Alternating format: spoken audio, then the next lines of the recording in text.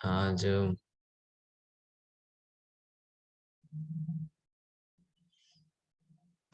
आज हम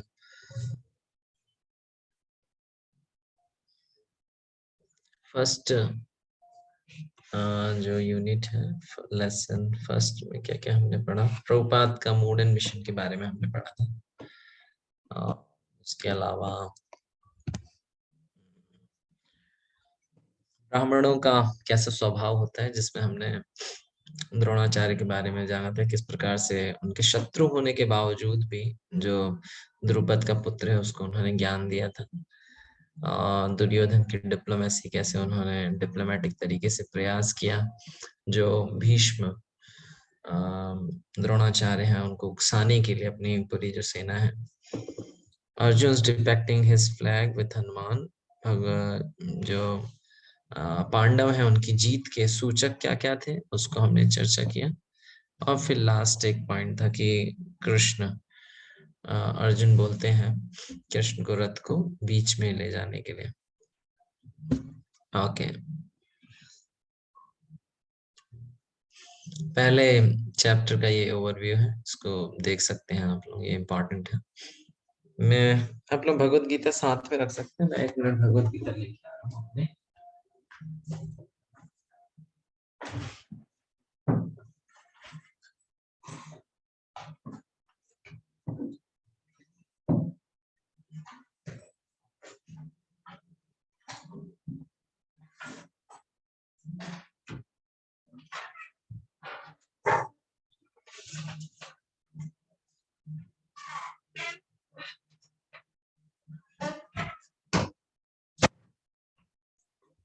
ओके,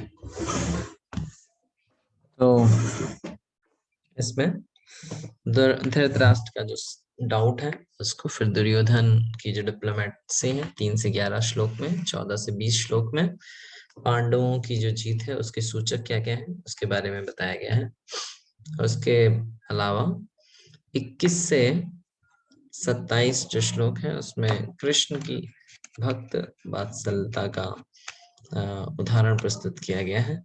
और 27 से 46 तक अर्जुन क्यों युद्ध नहीं करना चाहते उसके 4 रीजन है, टोटल 5 रीजन है। एक 5वां रीजन जो है वो हम नेक्स्ट चैप्टर में पढ़ेंगे। इस अध्याय में 4 रीजन बताए गए हैं। ठीक है, तो यहाँ पे जो हमारा अध्याय चालू होता है वो धर्म क्षेत्र से चालू होता है। धर्म क्षेत्र का वर्णन किया गया, धर्म क्षेत्र बोला गया था कुरुक्षेत्र को। और उसमें प्रभुपाद जी बताते भी इस प्रकार से जो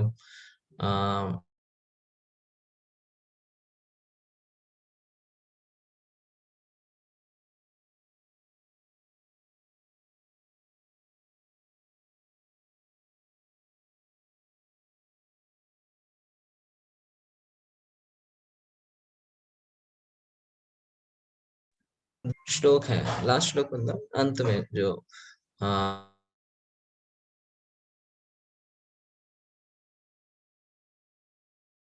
धर्म्यम संवादम, धर्म के संवाद के रूप में इसकी व्याख्या की गई है। तो ये जो भगवत गीता है पूरी ये वास्तव में सत धर्म को स्थापित करने के लिए है। तो यहाँ पे हम देखते हैं किस प्रकार से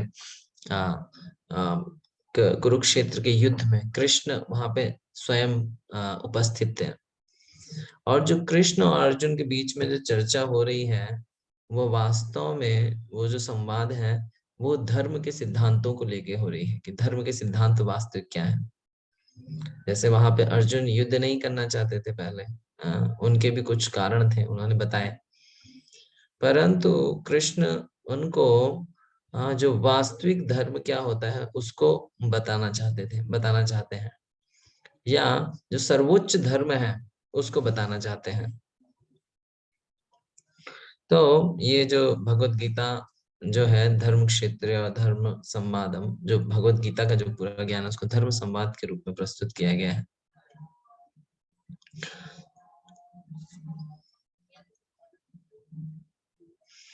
तो हमने पिछली बार वैसे हमने पूरा अध्याय पढ़ लिया था, लेकिन मैं सोचा था क्योंकि ये जो कुछ इसको डिटेल में हम नहीं कर पाए थे, तो 1.23 से कुछ जो पॉइंट्स हैं उसको मैं कवर करना चाह रहा था।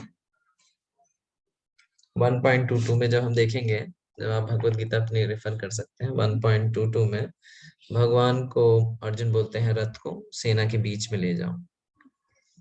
तो प्रश्न आता है क्यों सेना के बीच में ले जाने के लिए अर्जुन बोलते हैं कृष्ण को।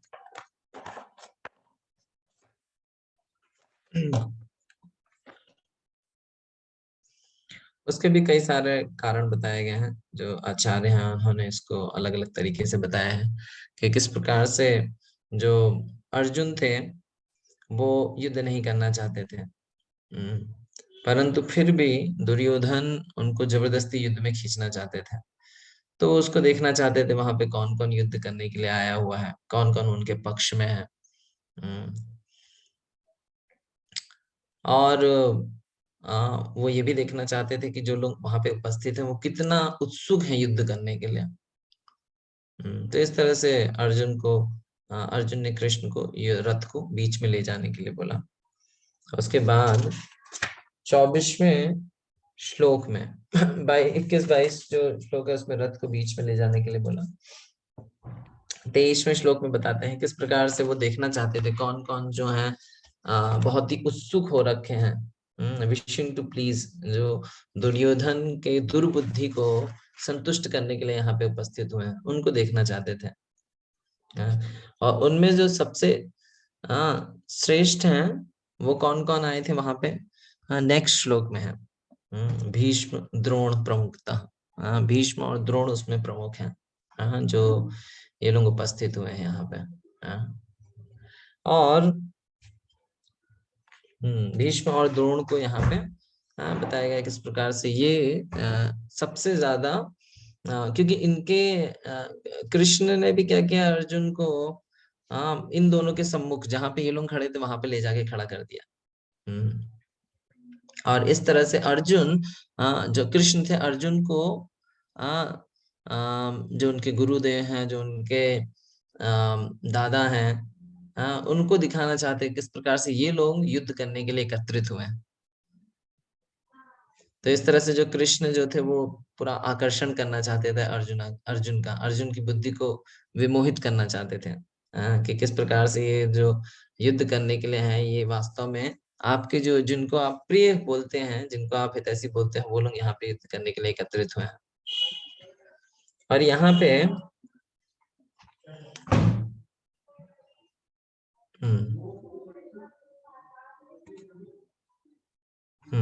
ये 25वें श्लोक में भीष्म द्रोण प्रमुखता उवाच पार्थ पश्चेतान संवेतान कुरानिति, कि किस प्रकार से भीष्म और द्रोण की उपस्थिति में सभी जो महान योद्धा हैं वो उपस्थित हैं। और भगवान ने कहा, यहाँ पे एक बार ये 25 का ट्रांसलेशन पढ़िए कोई, क्योंकि इसमें एक विशेष वर्ड उपयोग हुआ है। इसको कोई पढ़ सकता है अपने आप को अनम्यूट करके, 25 का ट्रांसलेशन वर्स 25। भीष्म द्रोण तथा विश्व भर के अन्य समस्त राजाओं के सामने भगवान ने कहा कि हे पार्थ, यहाँ पर एकत्र सारे कुरुओं को देखो। भीष्म द्रोण तथा विश्व भर के अन्य समस्त राजाओं के सामने भगवान ने कहा कि हे पार्थ, यहाँ पर एकत्र सारे कुरुओं को देखो। तात्पर्य पढ़ना नहीं तो जी, बस इतना ही है। इसमें प्रभुपाद ने एक बहुत अच्छा टर्म यूज किया, जस्ट बिहोल्ड, इंग्लिश में बहुत मतलब, क्योंकि जो प्रभुपाद जी की जो लेखनी है वो बिल्कुल सटीक है। किस प्रकार से एक जो ऐसा शब्द जो मनोभाव को भी प्रदर्शित करता है, खाली शब्द नहीं, शब्द तो बहुत सारे हो सकते हैं, है ना, लेकिन ऐसा शब्द जो मनोभाव को भी प्रदर्शित करता है। तो प्रभुपाद ने बहुत अच्छा वर्ड यूज किया है। प्रभुपाद लिखते हैं just behold Partha all the Kurus assemble. Just behold मतलब होता है कि जस्ट ऐसा देखना नहीं है, बल्कि उसको आप हृदय में धारण कर लो, मतलब उसको चिंतन भी करो, देखो नहीं बल्कि चिंतन भी करो। तो इस तरह से अर्जुन को कृष्ण यहाँ पे बोलते हैं। और दूसरा बोलते हैं पार्थ। पार्थ मतलब पृथा का जो पुत्र है। तो वहां पे पार्थ बोलने का भी संबोधन जो किया गया उसके में भी वर्णन आता है कि किस प्रकार से कृष्ण अर्जुन को बोलना चाहते हैं कि मैं तुम्हारा जो सारथी बना हूं, इसलिए बना हूं क्योंकि तुम मेरे कुंती क्या लगती थी उनकी,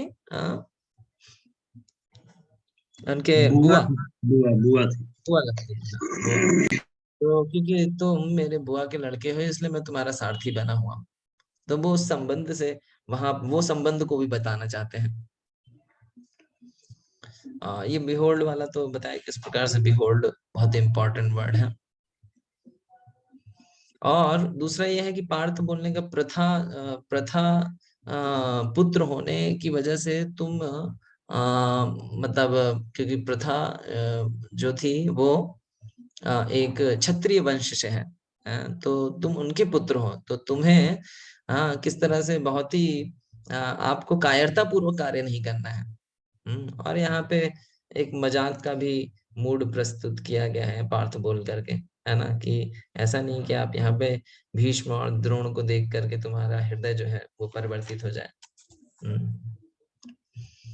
तो फिर यहाँ पे अर्जुन जो है वो 4 रीजन देते हैं। ये 4 रीजन हमने पिछली बार भी चर्चा किए थे, लेकिन इसमें कुछ जो पॉइंट्स है वो हम मिस कर दिए थे, उसको मैं दोबारा से बताना चाहता था। ये 4 पॉइंट अगर आप चाहो तो इसको लिख भी सकते हो, ये क्वेश्चन भी है। क्या क्या 4 कारण है युद्ध ना करने के अर्जुन के, है ना। एक्चुअली जो ये अध्याय है उसको अर्जुन विषाद योग के नाम से भी कहा जाता है। विषाद मतलब दुख। उनके वो युद्ध नहीं करना चाहते हैं, उन्होंने अपने गांडीव को त्याग कर दिया है। ये आपके हैंडबुक में भी है, ये 3-4 रीजन। 5वां रीजन दूसरे अध्याय में पढ़ेंगे। तो कंपैशन का जो कारण है क्यों युद्ध नहीं करना चाहते थे, 27 का ट्रांसलेशन पढ़ सकते हैं, 27 का ट्रांसलेशन। हरे कृष्णा प्रभु। हाँ, यस। जब कुंती पुत्र अर्जुन ने मित्रों तथा संबंधियों की इन विभिन्न श्रेणियों को देखा तो वह करुणा से अभिभूत हो गया और इस प्रकार बोला।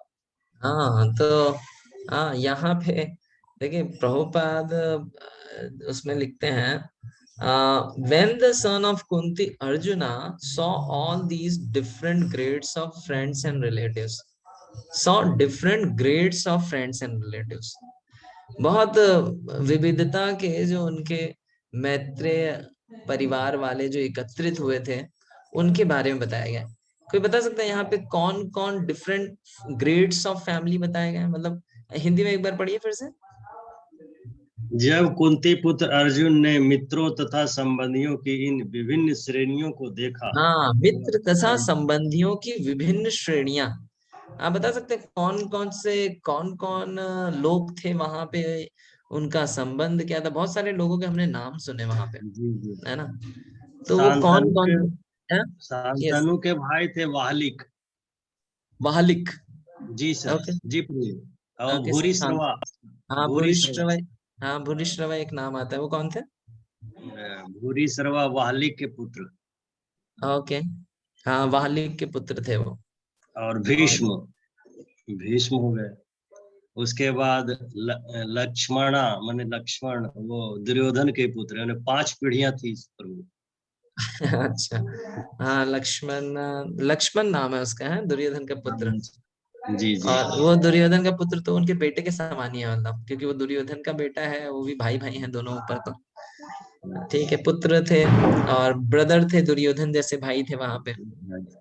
उनके माता के साइड से थे सल्व और क्या नाम था उसका, शकुनी। शकुनी। वो सल्व जब युद्ध करने के लिए आया था, आपको कहानी मालूम ना, कि वो युद्ध करने के लिए आया था पांडवों का पक्ष लेने के लिए, हाँ हाँ। है ना? लेकिन पर दुर्योधन ने रास्ते में जो है उससे बहुत आबूभगत किया, इसके कारण वो उसके तरफ चला गया। वो उसका स्वागत बहुत अच्छे से किया, और फिर हाँ दुर्योधन ने जो वो सल ने बोल दिया कि ये जो भी व्यक्ति है, मैं उसका ही पक्ष लूंगा। मतलब जिन्होंने इतना अच्छा अरेंजमेंट किया है, मैं उनका ही वो करूंगा, पक्ष लूंगा। तो एक बार उन्होंने कमिटमेंट कर दिया, तो फिर वहां से फिर वो फिर दुर्योधन की ही पार्टी में सल्लू को आना पड़ा, बल्कि वो पांडवों की तरफ से युद्ध करने के लिए आए थे। ओके, और कौन कौन है, और किसी का नाम याद आ रहा है? प्रभु जी यहाँ अश्वत्थामा जी पे है कौन? चेकितान भी है। चेकितान कौन थे? चेकितान, देखता हूँ एक मिनट। चेकितान,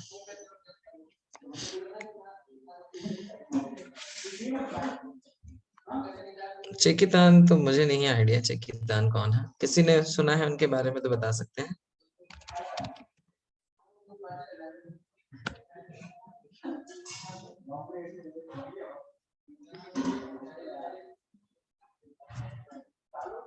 कौन से श्लोक में है? हरे कृष्ण माता, कौन से श्लोक में है वो? ये श्लोक नंबर 5। दृष्टकेतु केश दृष्टकेतु। चेकितान ना, इसके बारे में तो नहीं मालूम है। चेकितान किसी ने सुना है तो बता सकते हैं, चेकितान कौन था? और ये दृष्टकेतु भी कौन थे प्रभु जी? काशीराज। काशीराज तो काशी के राजा हैं, और वो एक बार मैं बता देता हूँ, कुछ मैंने उस पर रिसर्च करी थी। एक तो भूरिश्रवा तो उनका भाई था, शांतनु का, और उनका भूरिश्रवा जो था वो बेटा था भालिक का। सोमदत्त का बेटा था भालिक। भालिक जो राजा था उनका। और द्रोणाचार्य तो जानते ही हैं कि वो उनके गुरु थे। और भीष्म जो उनके दादा थे। और उसके अलावा कृपाचार्य जो थे वो द्रोणाचार्य के जो द्रोणाचार्य की बहन, उनकी बहनोई बहनोई बहनोई थे। कुल गुरु थे पांडवों के। आचार्य हैं। और सल्व मामा थे उनके, शायद माधवी या उनके रिलेटिव में थे वो। कृतवर्मा, कृतवर्मा तो यहाँ कृष्ण भगवान के चचेरा भाई थे। कृष्ण भगवान के चचेरे भाई थे। चेकितान के बारे में नहीं मालूम है ना, चेकितान के बारे में नहीं है।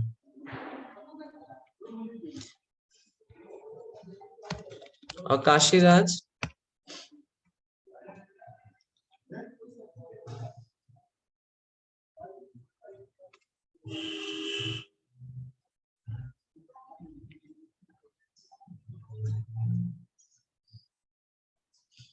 काशीराज वो थे जब भीष्म पितामह गए थे ना काशीराज के पास युद्ध करने के लिए, अंबालिका उनको लेने लाने के लिए, तो काशीराज का नाम वहां पे आता है।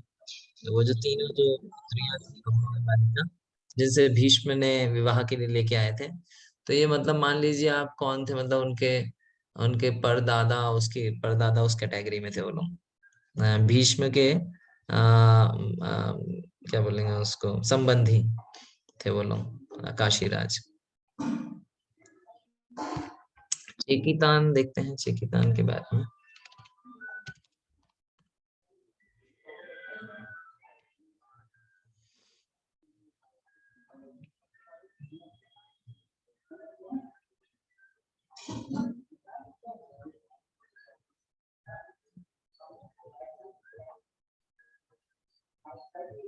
चेकितान के बारे में कोई इंफॉर्मेशन नहीं।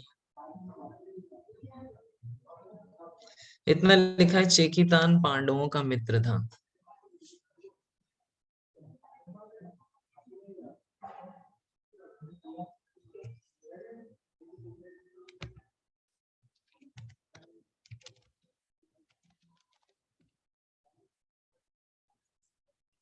और धृष्टकेतु जो था वो शिशुपाल का पुत्र था।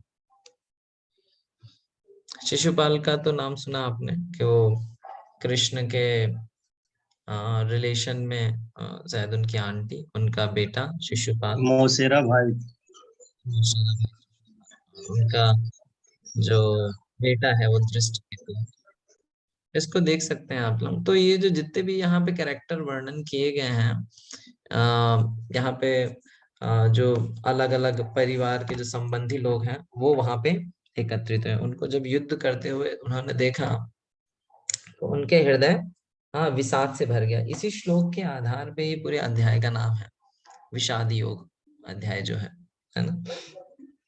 फिर ये सब होने के पश्चात जो थे वो उन्होंने बोला, उसको सब देखने के बाद बोलते हैं सीदंती मम गत्राणी, मेरे जो गला है वो सूखने लगा है। सीदंती मम गत्राणी मुखम चा, सीदंती मम गत्राणी मुखम चा परिशुष्यति, कि मैं जो मेरे जो शरीर के जो अंग हैं वो कांपने लगे हैं और मेरा जो मुख है वो सूखने सूखने लगा है।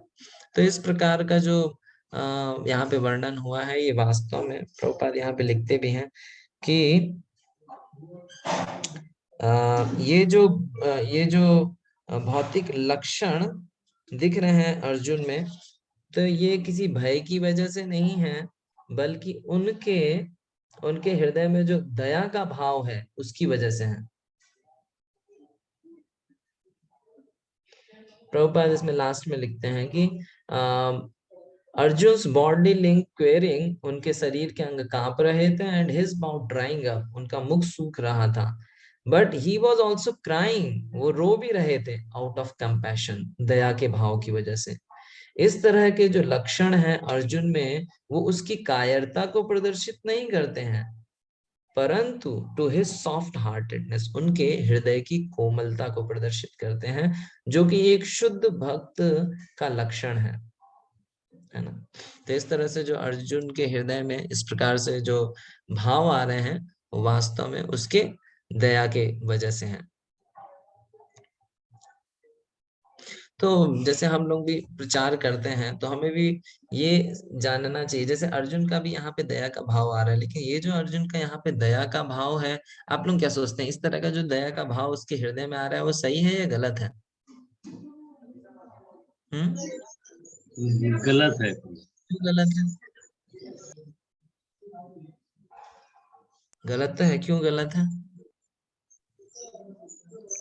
क्योंकि युद्ध स्थल में दया आएगा तो फिर युद्ध कैसे कर पाए। ओके, युद्ध स्थल में दया आएगा, ओके ठीक है। और क्यों गलत है अर्जुन का ये जो मनोभाव है?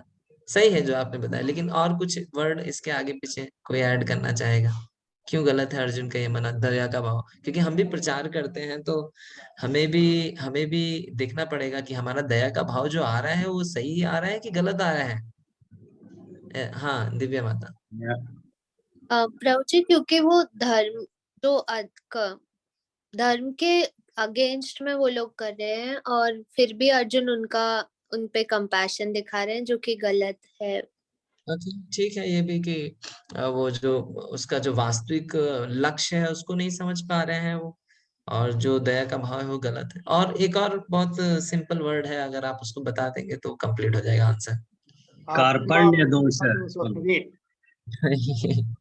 हाँ, कार्पण्य दोष सही है, नियर अबाउट है, लेकिन एग्जैक्ट नहीं है। कार्पण्य दोष सही है, लेकिन वो आत्मा को समझना है प्रभु। आत्मा और शरीर के प्रति हाँ, दया भाव आ रहा है। बहुत अच्छा आपने बता दिया। 1 मिनट, मैं बाहर साउंड कम करा गया था।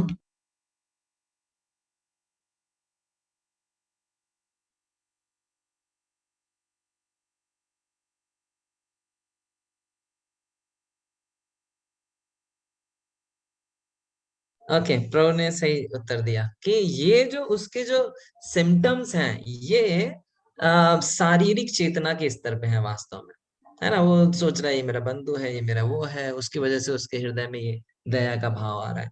तो ये मेरा प्रश्न है कि एक कृष्ण भावना भावित प्रचारक होने के नाते हमें अपने दया के भाव को किस तरह से सही जगह उपयोग करना चाहिए, या ऐसा बोल सकते क्या क्या गलत तरीके हैं अपने दया के भाव को उपयोग करने के लिए एक प्रचारक के लिए? एक कृष्ण भावनामृत का प्रचारक है, वो क्या क्या गलत तरीके हो सकते हैं जहां पे अपने दया के मनोभाव को लगा सकता है, वो सही स्थान नहीं है उसके दया के भाव के लिए, जैसे अर्जुन का है यहाँ पे एग्जाम्पल। ओके, माधुरी माता। प्रभु जी, जैसे हम कहीं जाते हैं तो कुछ कुछ लोग ऐसे पैसे मांगने आ जाते हैं और वो हम ऐसे सोचते हैं कि हाँ इसका बच्चा है, छोटा है या ये बूढ़ा है, अनवेल है, तो हम उसको दे देते हैं।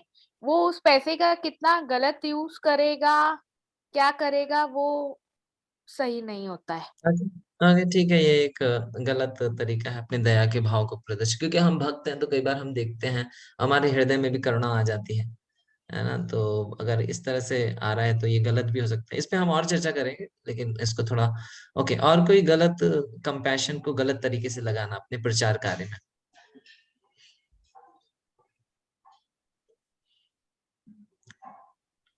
ये हो सकता है सिर्फ भौतिक रूप से किसी की सहायता करना, मान लीजिए कंपैशन आ भी रहा है तो सिर्फ भौतिक स्तर पे ही उसकी सहायता करना, आध्यात्मिक टच ना देना उसको, या आध्यात्मिक चीजों के संपर्क में ना लाना, खाली भौतिक स्तर पे ही उसकी सहायता को रखना। यस, और कोई? हरे कृष्णा प्रभु जी। प्रभु जी, मैंने पढ़ा था तो उसमें श्रील प्रभुपाद एक एग्जाम्पल दे रहे थे कि अगर डूबते हुए व्यक्ति के कपड़े को अगर हम बचा रहे हैं और उस डूबते हुए व्यक्ति को नहीं बचा रहे हैं तो कोई सेंस नहीं है। तो ऐसे ही अगर हमारा कंपैशन अगर बाहर बाहर दृष्टि से अगर हम लोग देखें कि अरे इसके पास खाने को नहीं, जैसे माता जी भी बता रही थी, और भी कई सारी चीजें हो सकती हैं, लेकिन अगर उसका रियल रियल रियल जो मतलब जो उसकी नीड है, मतलब सोल लेवल पर अगर हम नहीं देखते हैं तो वो हमारे लिए बहुत प्रॉब्लम का कारण है प्रभु जी। अगर हम एक प्रचारक होने के नाते हमें उसके जो वास्तविक जो चीजें हैं उसका भी अच्छा, इसमें ये प्रश्न आता है, कई बार भक्त लोग ऐसा हार्ड हार्टेड भी हो जाते हैं, मतलब कोई उनके सामने आ रहा है, मांग रहा है, गिड़गिड़ा रहा है, रो रहा है, फिर हमारा कॉन्सेप्ट क्लियर है कि भैया नहीं देना है ना, पैसा नहीं देना है। तो ऐसा भी हो सकता है हम इस तरह से एक्ट करें तो ये हमारे हृदय की कठोरता भी, मतलब कठोर हृदय का भी सूचक हो, हमें पता नहीं चल रहा है क्योंकि हम कितने बड़े भक्त हैं हमें तो पता है। तो हो सकता है ये हमारा हृदय कठोर बना दे। तो इस पे क्या कमेंट करना चाहेंगे, कोई करना चाहेगा? एक और राधा गोविंद महाराज के लेक्चर में सुन रहे थे प्रभु जी कि बोलते हैं इस तरह के व्यक्ति को आप दान दे सकते हो सकता है कि वो उसकी रियल में उसकी बहुत जरूरत है। जैसे उदाहरण में बतला रहे थे, एक बच्चा गाड़ी साफ किया, गाड़ी साफ करके वो पैसा मांगा, तो उसको वो मालिक जो है उसको कुछ चंद रुपया दे दिया, मान लिया 5 रुपया दे दिया, तो बोला कि नहीं बाबूजी हमें जो है 50 रुपया की जरूरत है, तो कृपया हमें 50 रुपया दे दीजिए, जिससे हम अपने माँ के इलाज के लिए पैसे उसमें दवा ले सकते हैं। तो वह लजाजहट इतना ही देंगे, 5 रुपया ही देंगे। फिर वह महाराज जी उसके साथ गए और वो बच्चा जो है दवा, रियल में वो दवा के पास, वो दुकानदार के पास, दवा दुकानदार के पास गया। वो बोल रहा था कि मेरे माँ के लिए दवा चाहिए और 5 ही रुपया मेरे पास है। तो वो फिर वो संजोग बस राधा गोविंद महाराज उधर से गुजर रहे थे, बोले यही बच्चा है, देखो यहाँ भी भीख मांग रहा है, बोले मेरी माँ के लिए दवा का पैसा की जरूरत है, तो तुम 5 रुपया दियो और 50 रुपया दो, इसको जरूरत है रियल में। तो इस तरह से यहाँ पर देखते हैं कि वो रियल में जो है कभी कभी ऐसा होता है। हाँ, ये हो सकता है, परंतु ऐसा भी हो सकता है उसने 50 रुपए लिया और गलत उपयोग भी किया। तो कैसे आप उसको भेद करेंगे कि मतलब कौन किसको हमें अपनी दया का पात्र बनाना चाहिए या कैसे हमें उसकी मदद करनी चाहिए? कोई कमेंट इस पे किसी का? प्रभु जी ने अच्छा कहानी सुनाया कि हाँ भाई, किसी को जो है वास्ते एक मतलब किसी से सुना, मैं नाम भूल गया, कि जो भीख मांगना होता है मतलब इट्स सबसे निकृष्ट काम होता है, मतलब किसी एक व्यक्ति के लिए भीख मांगना, मतलब जैसे कोई भीख मांग रहा है तो मतलब उसके लिए सबसे नीचे नीचे स्तर का काम है वो। तो अगर कोई इस हद तक कोई कार्य कर रहा है तो मतलब मतलब he should not be neglected, उसको नेग्लेक्ट नहीं करना चाहिए, है ना। तो इसको हम कैसे जस्टिफाई करेंगे या कैसे उसको सही रूप में समझेंगे? हम उसको देख सकते हैं, उसकी जो नीड है ऐसा, जो वो कह रहा है, मतलब उसको जो चाहिए, जिसके लिए वो डिपेंड कर रहा है, मतलब वो जेन्यून है कि नहीं है, वो उसके लिए एक्सटेंड करना पड़ेगा अपने आप को, उसके साथ जाकर के जो चीज है उसको जो चाहिए वो दिलवा सकते हैं। एक तो ये है। और मतलब जब हम कुछ खाने की बात करते हैं तो वो प्रसाद दें जिससे कि जो है आध्यात्मिक सुकृति उसको मिले, और इस तरह से किसी न किसी तरह से उसको कनेक्ट करें कृष्ण से। जब कुछ हेल्प भी कर रहे हैं तो से कनेक्ट करके वो चीजें, वो वस्तु उसको देने का प्रयास करें। हाँ, वास्तव में एक्चुअली हम क्या होते हैं, हम अपनी व्यस्तताओं में उस चीज को इतना वो नहीं करते, मतलब उसके लिए हमें समय नहीं रहता ना कि हम उसको पर्सनली समय दें कि, तो ड्यू टू आवर वीकनेस हम उसको नेग्लेक्ट करते हैं या उसको प्रॉपरली अटेंड नहीं करते हैं, तो ये हमारी प्रॉब्लम है ना। हो सकता है उसकी जेन्युइन नीड हो, तो हमें इतना समय होना चाहिए या इतना समय हम दे सकते हैं कि हम उसको वास्तविक रूप में हेल्प कर पाए, और वास्तव में उसको ये इनके इन प्रकार कृष्ण भावनामृत से जो, मान लीजिए किसी की जेन्युइन नीड है तो उसको हम टेम्पल में सर्विस दे सकते हैं, कुछ जहां से वो कुछ अर्न कर पाए या इस तरह से। तो लेकिन उसके लिए हमें प्रॉपर समय देके उसको वो करना पड़ेगा। मान लो हम ऐसे किसी को मंदिर में सेवा भी नहीं दे सकते, हो सकता है वो चोर हो, है ना। तो क्योंकि हमारे पास समय नहीं रहता है तो हम अपने समय को बचाने के लिए आइदर वी नेग्लेक्ट, और या तो उसको कुछ भी दे के हम जस्ट गेट रिड ऑफ, जैसे उन्होंने 5 रुपए ही दिए, 50 का जरूरत था तो, है ना। और इसमें दूसरा एक बहुत इंपॉर्टेंट पॉइंट है, अपने सगे संबंधियों के प्रति प्रेम। जैसे यहाँ अर्जुन का जो प्रेम है उनके पुत्र समान जो संबंधी हैं, या उनके मित्र समान जो संबंधी हैं, ये माता पिता हैं या पत्नी हैं, तो ये इस प्रकार का जो अटैचमेंट होता है, आकर्षण होता है, तो ये किस तरह से एक आध्यात्मिक जीवन में उन्नत करने वाले भक्त को विभ्रमित कर सकता है। कोई उदाहरण, जैसे यहाँ पे अर्जुन के साथ कृष्ण साक्षात हैं, परंतु फिर भी वो इन सब चीजों की वजह से कृष्ण को नेग्लेक्ट करना चाहता है। हमारे जीवन में भी ये हो सकता है कि ड्यू टू डिफरेंट अटैचमेंट्स तो हम कृष्ण को नेग्लेक्ट कर दें। कोई उदाहरण या कुछ बताना चाहते हैं इस पॉइंट के बारे में, या किस तरह से इन कारणों से एक जो भक्ति में उन्नत करने वाला जो सिंसियर साधक है वो डेविएट हो सकता है। कोई कमेंट किसी का?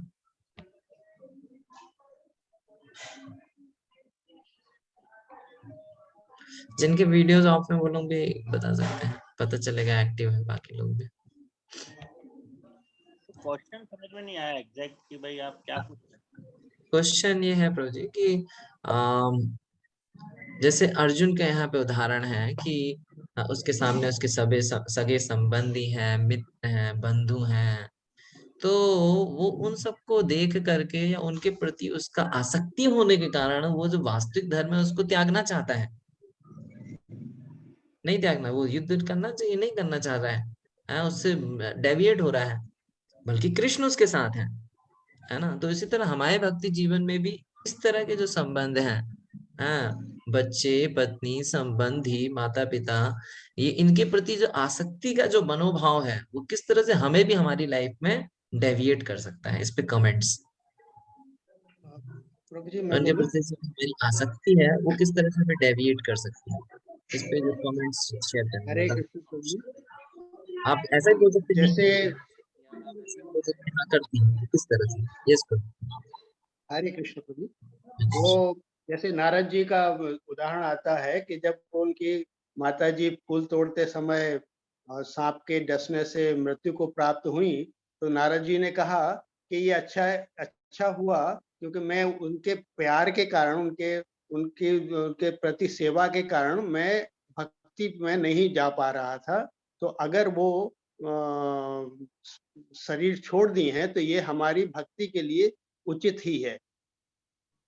ओके। ये एक उदाहरण है नारद मुनि जैसे एग्जॉल्टेड भक्त के लिए कि उनको माँ को सांप काट लिया है और वो बोल रहे हैं कि ये अच्छा है क्योंकि मेरा जो एक एक एक मात्र आसक्ति थी इस भौतिक जगत की, उसको भी भगवान ने ले लिया है। तो ये एक्सट्रीम एग्जाम्पल है डिवोशन का, है ना। तो और कोई कुछ comments? Attachment to family, offspring, siblings, parents, wife, it can deviate one from his spiritual goals. Yes, Rajan.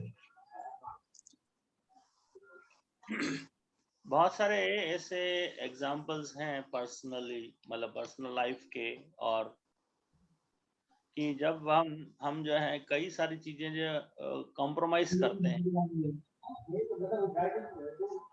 सारी चीजें कॉम्प्रोमाइज करनी पड़ती है, क्योंकि पीसफुल जो है वो अगर फैमिली लाइफ को जीना है,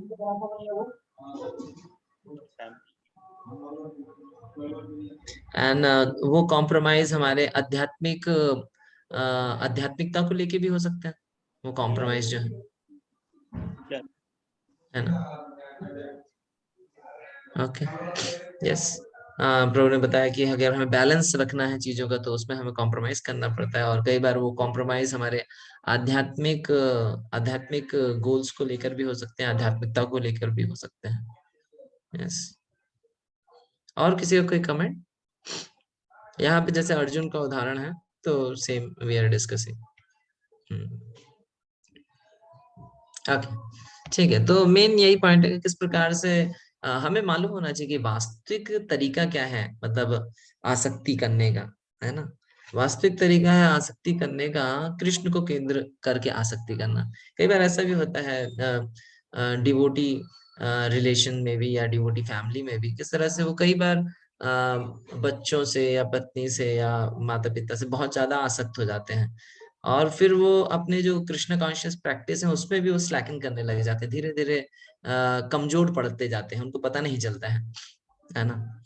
तो हमें बहुत महत्वपूर्ण है ये चीज को ध्यान रखना कि किस तरह से जो भी हमारा संबंध है, जो भी हमारा रिलेशन है, that is based on relationship with Krishna. Krishna के संबंध के कारण वो संबंध है ना।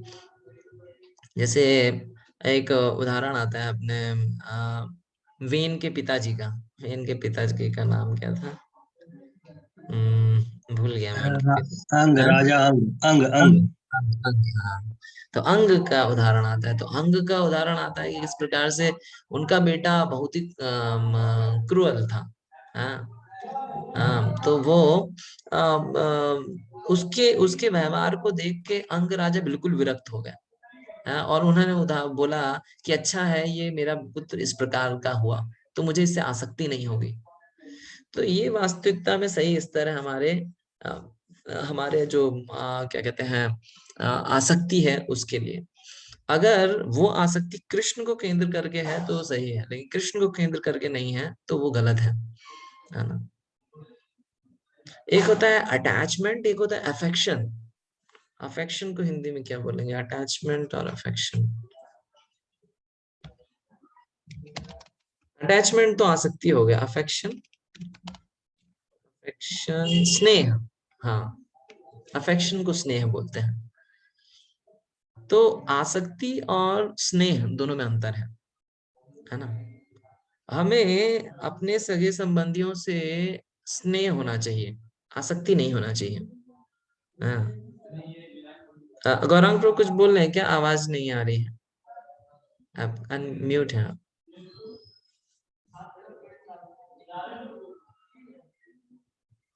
ओके, तो आसक्ति और स्नेह में अंतर है। तो हमें स्नेह होना चाहिए, और स्नेह का प्रमाण क्या है? स्नेह का प्रमाण है किसी से हम स्नेह करते हैं तो हम उसको कृष्ण भावनामृत में वो जो स्नेह है ऐसा होता है ना कि जैसे डूबते के साथ डूब जाना, वो है आसक्ति कि नहीं भाई वो तो डूब गया, उसके पीछे मुझे भी डूबना पड़ेगा।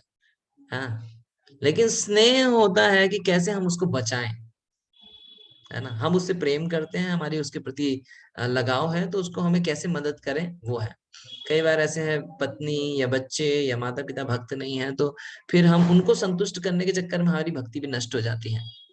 लेकिन सही तरीका ये है कि हम उनसे यदि प्रेम करते हैं तो हमें प्लान करना चाहिए कि कैसे उनको कृष्ण भक्ति में लेके आया जाए, ना कि उनके साथ खुद ही डूब जाए भौतिकता में। तो यहाँ पे जो अर्जुन का उदाहरण है वो आसक्ति का है। वो आसक्ति के कारण जो उसका जो दया का भाव था वो सही स्तर पे नहीं था। उसका दया का भाव जो आ रहा था तो वो आसक्ति के स्तर पे आ रहा था, भौतिकता के स्तर पे था, तो इसलिए वो गलत है ना। ओके, ये कृपया पर्याविष्टो को जो उसकी जो कृपया मतलब उसका जो कम दया का भाव है, आविष्ट, उससे वो आविष्ट हो गया। ओके, दूसरा जो पॉइंट है वो है भोग का, है। दूसरा पॉइंट वो बोलते हैं 35वें श्लोक में, है। उससे पहले वो बोल रहे हैं, ना ही अहम न च श्रेय अनुपश्यामि, मैं कुछ श्रेय नहीं देखता हूँ इनको मारने में।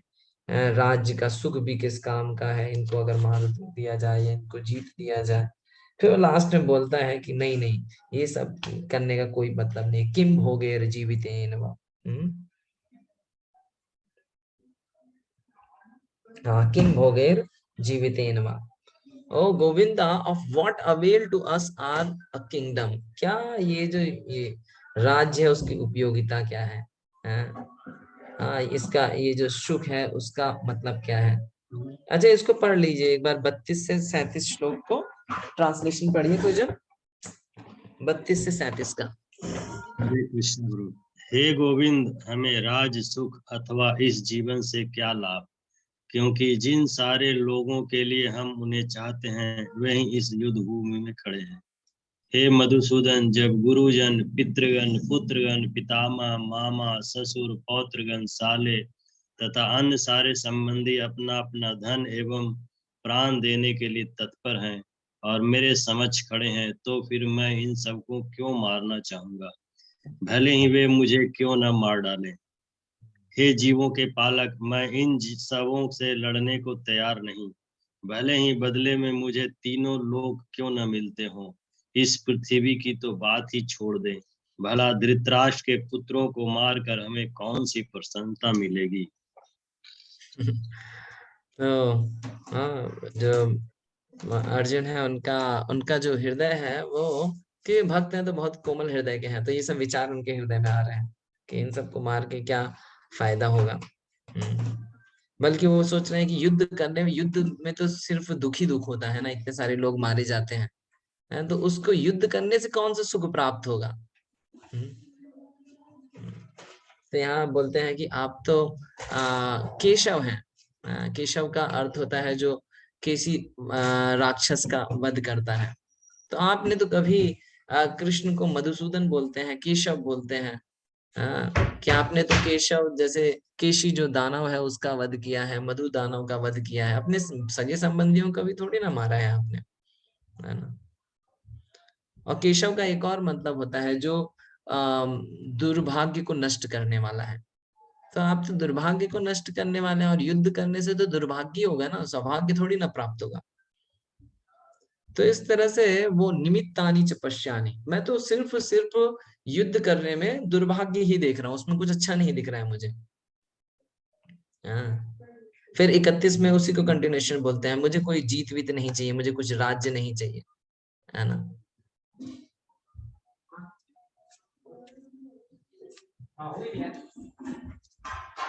इसको, इसका तात्पर्य पढ़िए, 31 का तात्पर्य। जिनके वीडियोस ऑफ हैं, जो वो लोग पढ़ सकते हैं, कोई एक, जिन्होंने नहीं पढ़ा है वो लोग भी पढ़ सकते हैं।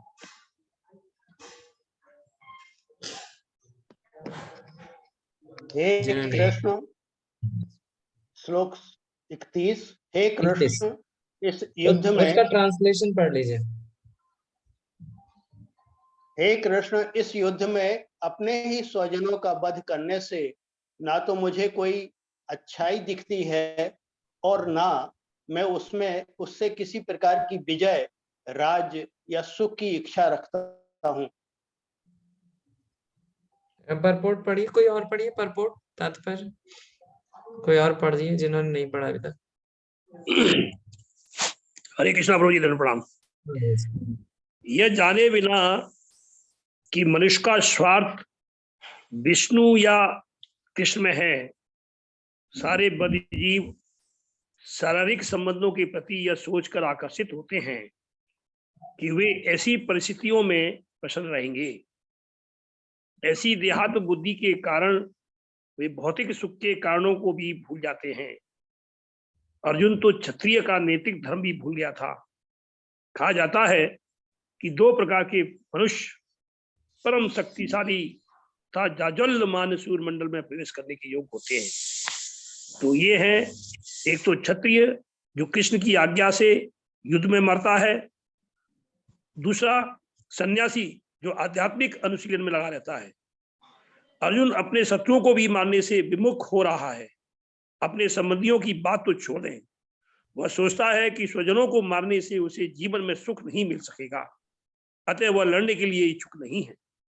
जिस प्रकार की भूख न लगने पर कोई भोजन बनाने को तैयार नहीं होता, उसने तो वन जाने का निश्चय कर लिया है, जहां वह एकांत में निराशापूर्ण जीवन काट सके। किंतु क्षत्रिय होने के नाते उसे अपने जीवन निर्वाह के लिए राज्य चाहिए, क्योंकि क्षत्रिय कोई अन्य कार्य नहीं कर सकता। किंतु अर्जुन के पास राज्य कहाँ है? उसके लिए तो राज्य प्राप्त करने का एकमात्र अवसर है कि अपने बंधु बांधवों से लड़कर अपने पिता के राज्य का उत्तराधिकार प्राप्त करे, जिसे वह करना नहीं चाह रहा है। इसलिए वह अपने को जंगल में एकांतवास करके निराशा का एकांत जीवन बिताने के योग्य समझता है। हरे कृष्ण प्रभु। हरे कृष्ण। तो यहाँ प्रभुपाद जी लिखते हैं किस प्रकार से लोग मोह बस कैसे जीवन में वास्तविक रूप में सुखी हुआ जाए वो भी नहीं जान पाते हैं। अर्जुन को तो सुख प्राप्त करने का एक तरीका युद्ध करके वो जीते और भोग करे उसका। हाँ, लेकिन वो इतना मोहित हो गया अपने सगे संबंधियों को देख करके कि वो जो वास्तविक तरीका है उसको ही भूल गया है। कैसे खुश हुआ जाए। फिर आगे बोलते हैं कि मुझे कोई जीत नहीं चाहिए। और फिर नेक्स्ट जो तात्पर्य है उसमें प्रभुपाद जी लिखते हैं किस प्रकार से वो यहाँ पे मेंशन कर रहा है ये सारे लोग मारे जाएंगे। तो प्रभुपाद में यहाँ पे परपोर्ट में लिखते हैं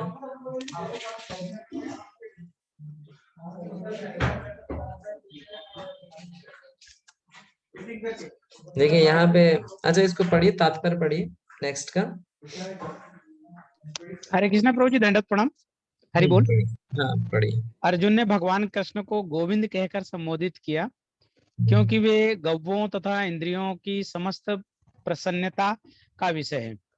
इस विशिष्ट शब्द का प्रयोग करके अर्जुन संकेत करता है कि कृष्ण यह समझेंगे कि अर्जुन की इंद्रियां कैसे तृप्त होगी। किंतु तो वो ये गोविंद बोल के क्या सूचित करना चाहते हैं कि भाई आप गोविंद हैं, आपको कुछ समझना चाहिए कि गोविंद मतलब जो इंद्रियों का स्वामी है, जो इंद्रियों को आनंद देता है। तो आपको समझना चाहिए भैया मेरी इंद्रियों को कैसे आनंद आएगा। इसलिए वहां पे गोविंद कह रहा है। तो प्रभुपाद अर्जुन जो है वो गोविंद जो भगवान का नाम है उसका दुरुपयोग कर रहा है। आप गोविंद हैं, आपको समझना चाहिए कि मेरी इंद्रियां कैसे संतुष्ट होंगी, है ना। लेकिन वास्तविकता में गोविंद का अर्थ ये नहीं है। गोविंद का अर्थ होता है अगर कोई अब इंद्रियों को संतुष्ट करना चाहता है या कोई भगवान की इंद्रियों को संतुष्ट करता है अपनी इंद्रिय तृप्ति की आशा के बगैर, तो भगवान की कृपा से उसको स्वतः ही उसकी संतुष्टि प्राप्त हो जाती है, उसको आनंद प्राप्त होता है। तो गोविंद की इंद्रियों की सेवा करने से हमारी इंद्रियां भी संतुष्ट हो जाती। ये है वास्तविकता में अर्थ गोविंद का। ऐसा गोविंद कहने का अर्थ नहीं है कि भाई तुम गोविंद हो, तुम्हें तो इंद्रियों को सुख देना चाहिए, मेरी इंद्रियों को सुख दो, मेरी इंद्रियां तो सुख पाएंगी जब मैं युद्ध नहीं करूंगा, है ना। तो इस तरह से जो अर्जुन है वो कृष्ण को गोविंद कह रहे हैं, और प्रभुपाद यहाँ पे उसको लिखते हैं कि वो गलत उपयोग कर रहे हैं गोविंद शब्द का। ओके, उसी तरह दो और भी वर्ड यहाँ पे उपयोग किए हैं, जैसे मधुसूदन शब्द उपयोग किया है। तो मधुसूदन का अर्थ है जो मधु नाम के असुर को वध करते हैं। हाँ, लेकिन मधु वो सोचा है कि मधुसूदन जो असुरों का वध किया आपने, तो आप मेरे से सगे संबंधियों का वध कराना चाहते हैं।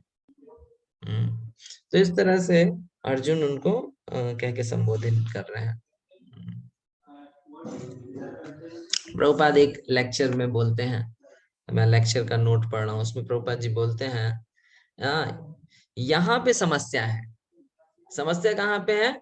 श्रेय। लोग श्रेय को नहीं जानते हैं। वास्तविकता में क्या उत्तम वस्तु है उसको नहीं जानते हैं। ये यहाँ पे गलत तरीके से उपयोगित किया गया है।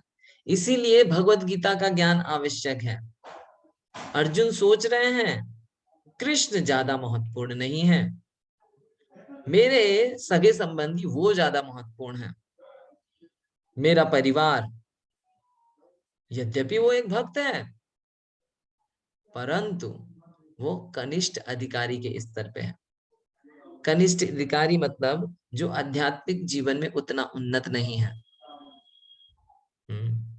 जो आध्यात्मिक जीवन के उन्नत नहीं है, परंतु उसकी रुचि है कृष्ण भावनामृत में, परंतु उसका वास्तविक उद्देश्य है कैसे अपने भौतिक जीवन को सुधारा जाए। जैसे होते हैं ना अपने, हम भक्ति में आते हैं या कई ऐसे भक्त होते हैं जो भक्ति कर रहे हैं, लेकिन उनका भक्ति करने का पूर्ण उद्देश्य कृष्ण की संतुष्टि नहीं है ना। उनका उनका भौतिक लाभ है ना, उनका इंद्रियों की संतुष्टि है, वो कृष्ण की इंद्रिय संतुष्टि करने के लिए नहीं कर रहे हैं। तो लोग यहाँ पे अर्जुन का उदाहरण देते हुए प्रभुपाद बता रहे हैं किस तरह से वास्तविक श्रेय है कृष्ण की इंद्रियां कैसे संतुष्ट हो, इसको जानना या इसको करना।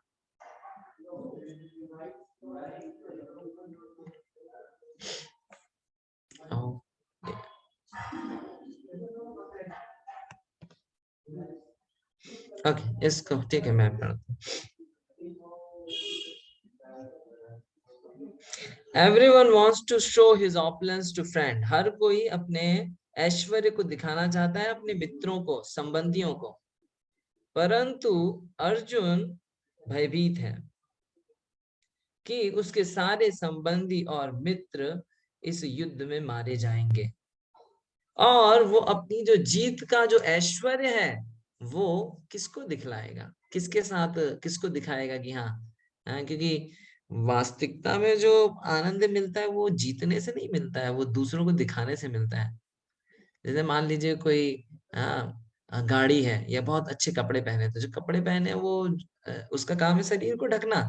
आप किसी भी तरह के कपड़े पहनेंगे, मान लीजिए आपने बहुत अच्छा बहुत कॉस्टली कपड़ा पहना लेकिन उसको कोई ग्लोरीफाई नहीं कर रहा है, तो आपको आनंद मिलेगा?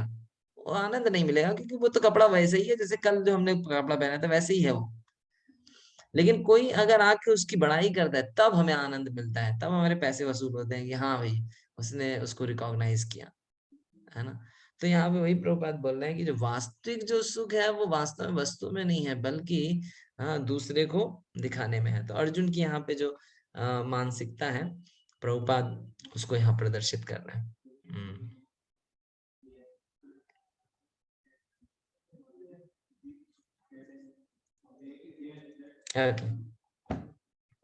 ये हमने पढ़ा कृष्ण महत्वपूर्ण नहीं है ना, वो यद्यपि वो भक्त है, ये कनिष्ठ अधिकारी का लक्षण। ओके, तो इस तरह से वो अपने इंद्रिय तृप्ति का सोच रहे हैं।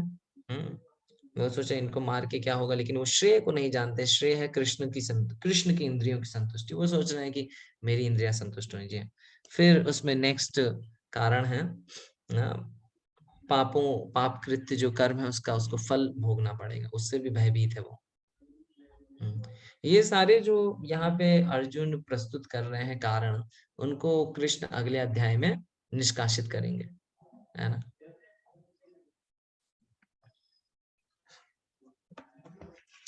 थर्टी सिक्स का ट्रांसलेशन पढ़ सकते हैं कोई जिन्होंने अभी तक नहीं पढ़ा? जिन लोगों ने नहीं पढ़ा वो रीड कर सकते हैं। ओके, जिनके वीडियो ऑफ है वो पढ़ सकते हैं।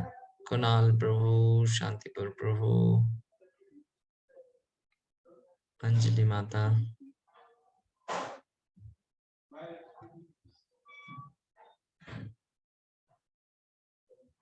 ओके ठीक है, विश्वनाथ प्रभु पढ़े। कौन सा श्लोक पढ़ना? 36।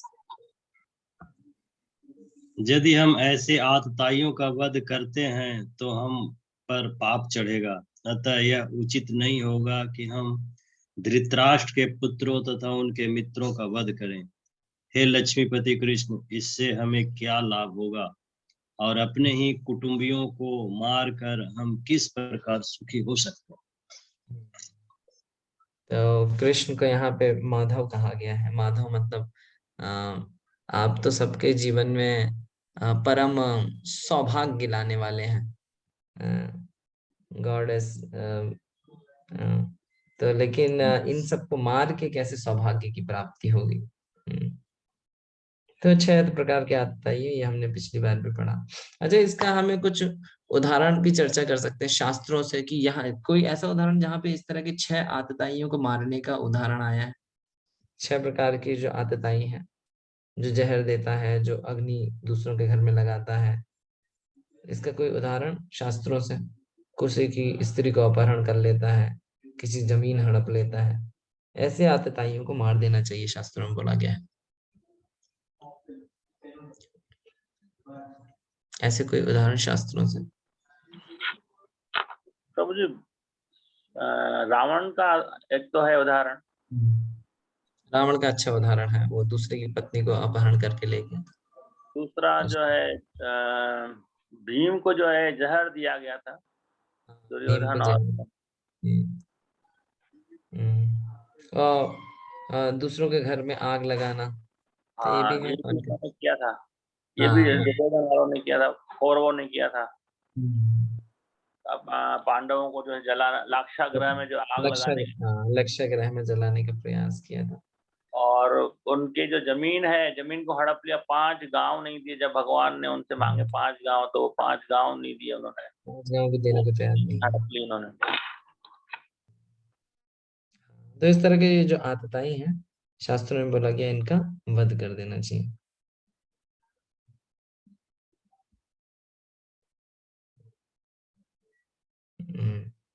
ओके।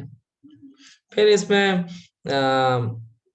आगे आता है कि किस प्रकार से अर्जुन बोलते हैं नेक्स्ट अध्याय में कि भैया अपने स्वजन, अपने गुरुओं को मार करके क्या फायदा है, मैं तो भीख मांग के जीवन यापन कर लूंगा।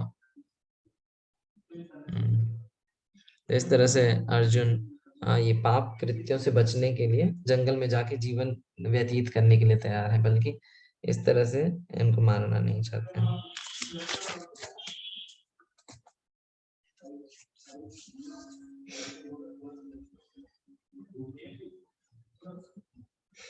ओके, सो लास्ट पॉइंट है डिस्ट्रक्शन ऑफ फैमिली डायनेस्टी, कि जो कुल है उसका नाश हो जाता है। ये पॉइंट्स को हम देख लेते हैं, क्योंकि इसमें एक एक करके किस तरह से पतन होता है पूरे कुल का, उसका वर्णन किया गया है। जैसे 39 श्लोक में बताया गया है जो अगर घर के वृद्ध लोग मर जाते हैं तो उससे क्या होता है, जो फैमिली के जो ट्रेडिशंस होते हैं वो नष्ट हो जाते हैं। जैसे आजकल भी हम देखते हैं ना इस तरह से ये चीजें, कि आजकल घर में बड़े बुजुर्ग नहीं रहते हैं, जैसे न्यूक्लियर फैमिलीज हैं। तो न्यूक्लियर फैमिलीज में वहां पे कोई रहता नहीं है बड़े बुजुर्ग, और इस प्रकार से तो जो घर के जो ट्रेडिशंस हैं वो भी पता नहीं चल पाते लोगों को, कि भैया एक्चुअल ट्रेडिशंस क्या है हमारे जो कुल में। और दे ट्राई टू फिर धीरे धीरे करके वो जो ट्रेडिशंस है वो नष्ट हो जाते हैं, गायब भी हो जाते हैं, है ना। तो जहाँ death of the family members लिखा है, फैमिली एल्डर्स लिखा है, वो हम अपने फैमिली से भी समझ सकते हैं। न्यूक्लियर जो फैमिलीज हैं आजकल की, जहाँ पे दादा और इस तरह के लोग नहीं हैं जो कि चीजों को सिखाते हैं, है ना। आजकल देखिए बहुत ही दुर्भाग्य बस स्थिति है। जैसे जैसे बच्चों को वहीं पे रख सकते हैं। जैसे आजकल जो बच्चे हैं, तो पहले क्या होता था, जो घर के एल्डर्स होते हैं, दादा दादी, वो इंगेज हो जाते थे और बच्चे को भी एक अच्छे लेसन्स मिलते थे उनके माध्यम से, एक पॉजिटिव एंगेजमेंट होती थी। लेकिन आजकल आप देखेंगे इट्स वेरी कॉमन कि माता पति पत्नी अकेले हैं, बच्चा अकेले है, तो बच्चे को कैसे इंगेज करेंगे, वो दे डोंट हैव, उनको मालूम भी नहीं है वास्तव में, है ना। कई तो माता पिता इतने फ्रस्ट्रेट हो जाते हैं कि वो बच्चे को डांटना, चिल्लाना या इस तरह से उनको ट्रीट करते हैं, है ना। तो ये बहुत ही इम्पोर्टेंट है। और नहीं तो आजकल एक बहुत वो आ गया, मतलब मोबाइल दे देंगे बच्चे को कि भैया तू इसमें ले और शांत बैठ, तो then he become mobile addicted from childhood only, है ना। तो या फिर मान लीजिए दोनों हस्बैंड वाइफ जॉब करते हैं, तो लोगों ने अपनी लाइफ इतनी कॉम्प्लेक्स बना दी है कि वो सिंपल तरीके से रह ही नहीं सकते। हाँ, अभी मेट्रो सिटीज में ऐसा कल्चर, जब तक हस्बैंड वाइफ दोनों जॉब नहीं करेंगे, it will like difficult to run the family way, घर को चलाना ही बहुत कठिन है। तो फिर वो जो संतान उत्पन्न नहीं, उसका क्या, उसको फिर वो they leave to the fun school और समवेयर बोर्डिंग स्कूल, तो लाइक दैट। तो इस तरह से जो जो बच्चे की जो एक अच्छी ग्रोथ होनी चाहिए, दैट वो नहीं हो पाती। अभी तो फैमिली ट्रेडिशंस की बात तो छोड़िए, एक जो नॉर्मल ह्यूमन जो कल्चर है वो भी नहीं सीख पाते हैं बच्चे। आजकल बच्चों को वीडियो गेम्स या कार्टून्स देखने लगते हैं बच्चों से, और पता नहीं बच्चे भी कार्टून जैसे हो जाते हैं फिर, मतलब देयर लाइफ इज, मतलब they start to act like cartoon. तो ये पहला पॉइंट कि किस तरह से death of the elder family elders, अगर इस तरह से समाज में बड़े बुजुर्ग नहीं होंगे तो जो समाज की जो प्रथाएं हैं वो कैसे कंटिन्यू होंगी। और जब देखिए, और यहाँ पे एक और पॉइंट है, family becomes involve in E religion. ये बहुत इंपॉर्टेंट पॉइंट है। अगर धार्मिक एंगेजमेंट्स नहीं है, इफ यू डोंट, अगर हमारे धार्मिक एक्टिविटीज नहीं है हमारे पास, then we have religious activities. अभी जैसे मान लीजिए आप एक नॉर्मल, मान लीजिए एक साधारण घर में जाते हैं, तो they have different kinds of entertainment, मतलब अपना जो जीवन है उनका। और लेकिन एक जो ऐसे बहुत ही ज्यादा अच्छे परिवार से हैं, हाँ, जहाँ पे दोनों हस्बैंड वाइफ दोनों अर्न कर रहे हैं, तो they have different kinds of source of enjoyment, उनके अलग तरह से एंजॉयमेंट के तरीके होते हैं। तो जो रिलीजियस प्रैक्टिसेस होती हैं, it's also kind of engagement, और ये जो एंगेजमेंट्स हैं दे आर पॉजिटिव एंगेजमेंट्स।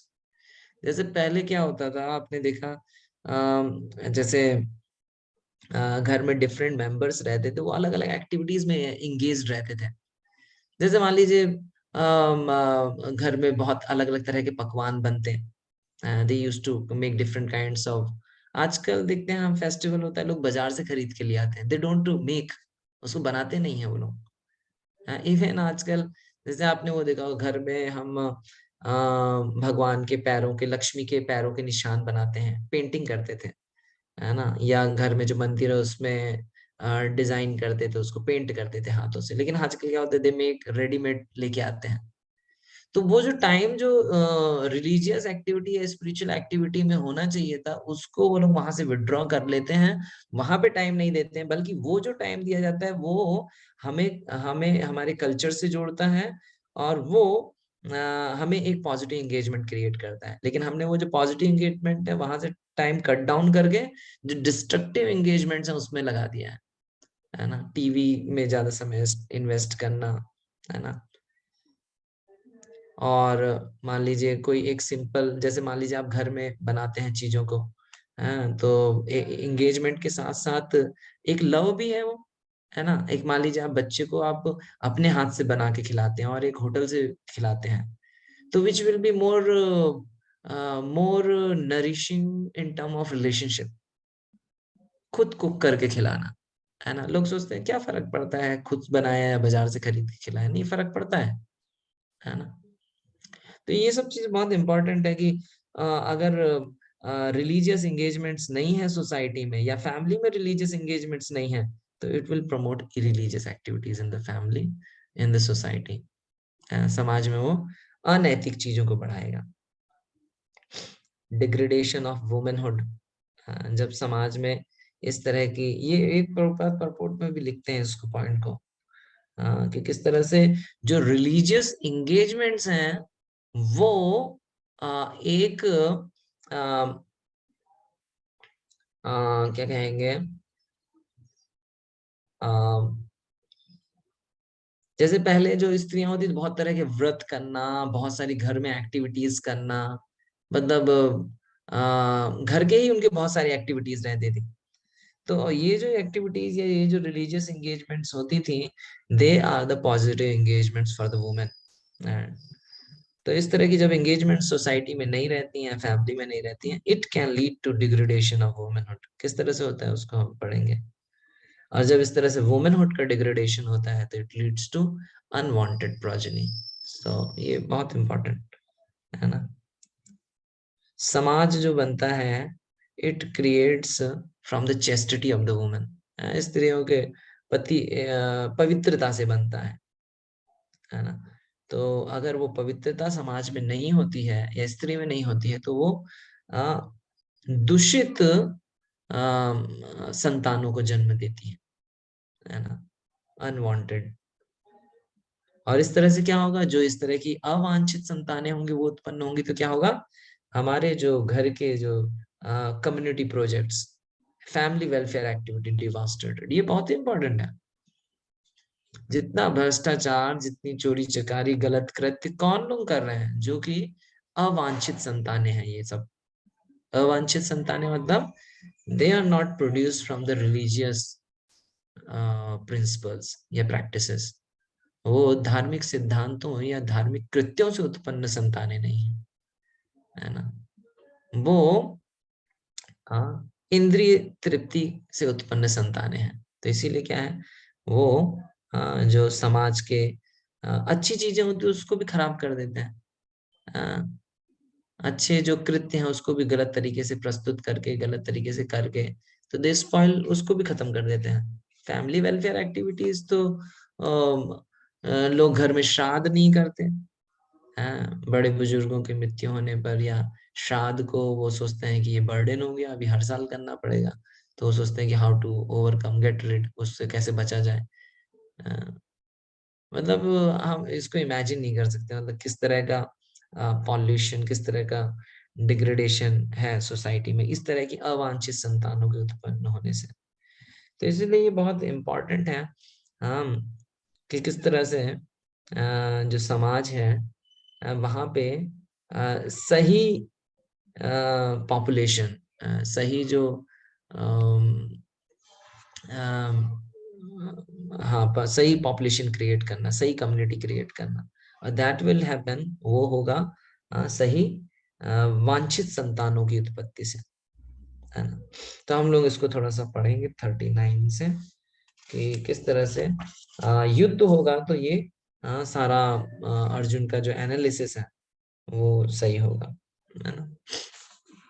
तो ये जो अर्जुन यहाँ पे बता रहे हैं बहुत ही कितना सॉलिड पॉइंट बताया। भगवान इसको रिफ्यूट करेंगे सेकेंड और थर्ड चैप्टर में। ठीक है, 37, 38 इसको 37 का ट्रांसलेशन और परपोर्ट पढ़िए। ट्रांसलेशन पढ़िए, जिन्होंने अभी तक नहीं पढ़ा है वो लोग पढ़िए। 37, 38 ट्रांसलेशन परपोर्ट पढ़िए। हरे कृष्ण प्रभु जी।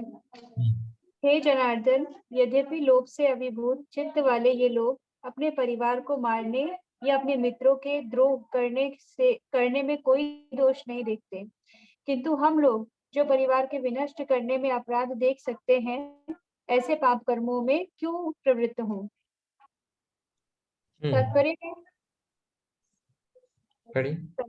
तात्पर्य श्रील प्रभुपाद जी की जय। क्षत्रिय से यह आशा नहीं की जाती कि वह अपने विपक्षी दल द्वारा युद्ध करने या जुआ खेलने का आमंत्रण दिए जाने पर मना करे। ऐसी अनिवार्यता में अर्जुन लड़ने से नकार नहीं सकता, क्योंकि उसको दुर्योधन के दल ने ललकारा था। इस प्रसंग में अर्जुन ने विचार किया कि हो सकता है कि दूसरा पक्ष इस ललकार के परिणामों के प्रति अनभिज्ञ हो, किंतु अर्जुन को तो दुष्परिणाम दिखाई पड़ रहे थे, अतः वह इस ललकार को स्वीकार नहीं कर सकता। यदि परिणाम अच्छा हो तो कर्तव्य वस्तुतः पालनीय है, किंतु यदि परिणाम विपरीत हो तो उसके लिए हम उसके लिए बाध्य नहीं होते। इन पक्ष विपक्षों पर विचार करके अर्जुन ने युद्ध न करने का निश्चय किया। तो यहाँ पे एक क्षत्रिय होने के नाते अगर कोई उसको ललकार रहा है तो उसको स्वीकार करना पड़ेगा, है ना। जैसे यहाँ पे आपने द्यूत क्रीड़ा में देखा था, तो युधिष्ठिर को खेलना नहीं आता, वो द्यूत क्रीड़ा में एक्सपर्ट नहीं है, लेकिन जब ललकारा गया तो उसको एक्सेप्ट करना पड़ेगा। हाँ, तो ही एक्सेप्टेड। और शायद 2 बार हुआ विश्वनाथ प्रभु, 2 बार वो द्यूत क्रीड़ा हुआ। एक बार तो शायद छोड़ दिया, फिर दोबारा से हुआ। यस प्रभु, एक बार तो सभी जीत गए थे तो वो लौटा दिया वापस गांधारी ने। दूसरा बार सिर्फ ये इसलिए हुआ था कि वो 12 वर्ष का जो है वनवास के लिए जाएगा और 1 वर्ष अज्ञातवास होगा। इस तरह से युधिष्ठिर को खेलना नहीं आता, लेकिन फिर भी क्योंकि क्षत्रिय है और ललकारा है युद्ध करने के लिए, तो उसको करना पड़ेगा, है ना।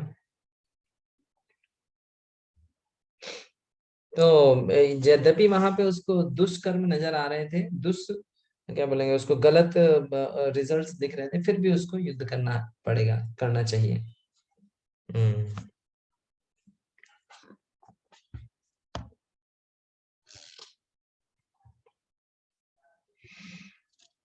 हाँ 39 के तात्पर्य में प्रभुपाद लिखते हैं कि किस प्रकार से जो घर के वरिष्ठ सदस्य होते हैं उनकी ये जिम्मेदारी होती है कि किस तरह से ये शुद्धिकरण की जो प्रक्रिया है किसी परिवार में जन्म से लेकर मृत्यु तक ये सारी होनी चाहिए।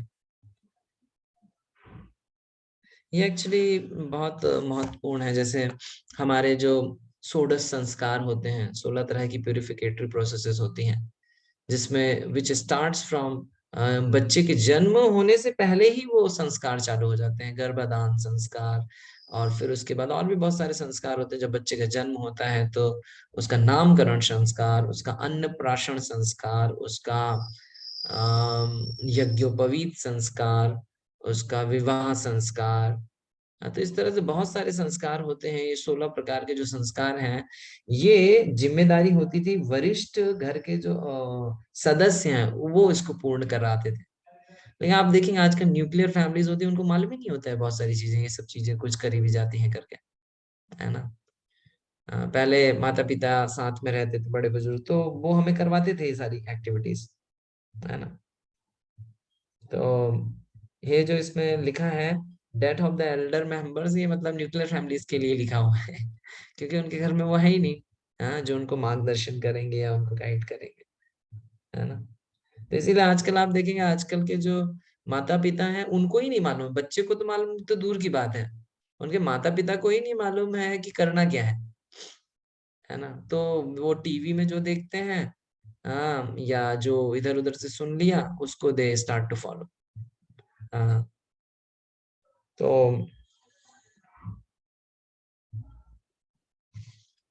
फिर उसके बाद ये पढ़ सकते हैं 40 का परपोर्ट पढ़ सकते हैं कोई जन, जो नहीं पढ़ा अभी तक, जिन्होंने नहीं पढ़ा है। बाकी लोग भी पढ़ सकते हैं, सीताराम प्रभु, कुणाल प्रभु। हरे कृष्ण प्रभु। यस प्रभु। 40 प्रभु। हे कृष्ण, जब कुल में अधर्म प्रमुख हो जाता है तो कुल की स्त्रियां दूषित हो जाती हैं और स्त्रीत्व के पतन से वृषणवंशी अवांछित संतानें उत्पन्न होती है। तात्पर्य भी पढ़ना है क्या प्रभु? तात्पर्य पढ़िए। जीवन में शांति, सुख तथा आध्यात्मिक उन्नति का मुख्य सिद्धांत मानव समाज में अच्छी संतान का होना है। वर्णाश्रम धर्म के नियम इस प्रकार बनाए गए कि राज्य तथा जाति की आध्यात्मिक उन्नति के लिए समाज में अच्छी संतान उत्पन्न हो।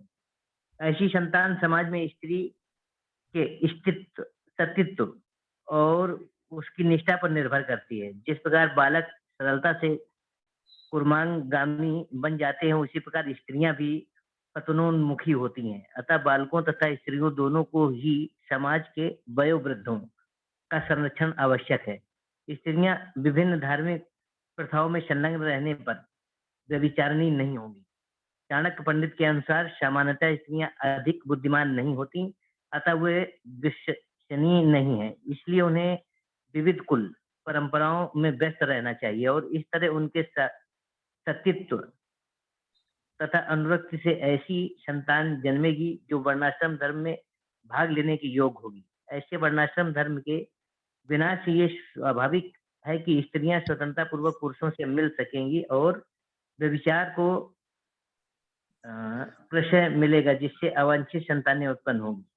निठल्ले लोग भी समाज में व्यभिचार को प्रेरित करते हैं और इस तरह अवांछित बच्चों की बाढ़ आ जाती है, जिससे मानव जाति पर युद्ध और महामारी का संकट छा जाता है। कितना अच्छा परपोर्ट प्रभुपाद पूरा जो करंट सिचुएशन है उसको पूरा एनालिसिस कर रहे हैं, है ना। तो यहाँ पे एक बात देखिए, चाणक्य पंडित बोलते हैं women are generally not very intelligent and therefore not trustworthy. जो स्त्रियां होती हैं वास्तविकता में वास्तविक नहीं, जो स्त्रियां होती हैं वो साधारणतः बहुत बुद्धिमान नहीं होती और इसलिए वो अविश्वसनीय होती हैं, उन पे विश्वास नहीं करना चाहिए। तो ऐसा क्यों लिखा है चाणक्य पंडित ने? कोई कमेंट किसी का? क्यों उसको लिखा है? प्रभुपाद ने भी यहाँ पे लिखा है कि जो बच्चे होते हैं या जो स्त्रियां होती हैं उनको संरक्षण की आवश्यकता होती है, उनको बहुत आसानी से कोई बहका सकता है।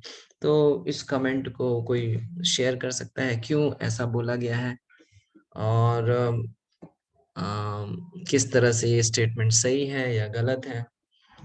तो इसको शेयर कर सकते हैं डिवोटीज। हरे कृष्ण प्रभु जी। ब्रो। हरि बोल। यस ब्रो, आपकी आवाज आ रही। प्रभु जी, जैसे स्त्री का जो नेचर होता है, मतलब मदरहुड होता है, मदरली नेचर होता है, तो इस कारण से जल्दी किसी से भी मतलब प्रभावित हो जाती है कि हाँ ये सही बोल रहा होगा, या ऐसे मतलब जल्दी बहकावे में आ जाती है, क्योंकि मूल नेचर जो है स्त्री का वो बहुत मतलब कोमल नेचर है, इस कारण से। हाँ, सही पॉइंट है प्रभु का। और किसी का कोई कमेंट?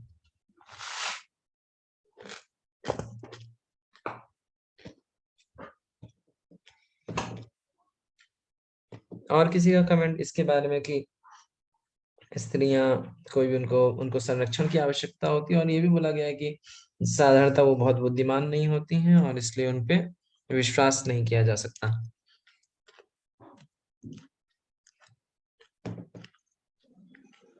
वह भौतिक वस्तुओं के प्रति अधिक आकर्षित रहती है, आकर्षण होता है उसमें। ओके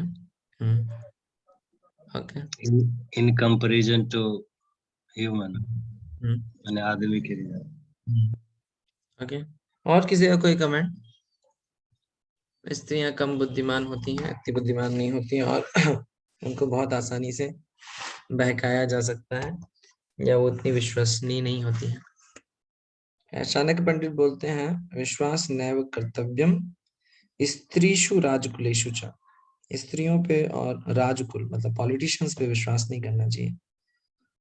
तो क्यों इस तरह के स्टेटमेंट शास्त्रों में हमें मिलते हैं और how it is relevant to us also, devotees के लिए कितना रेलेवेंस है इनका?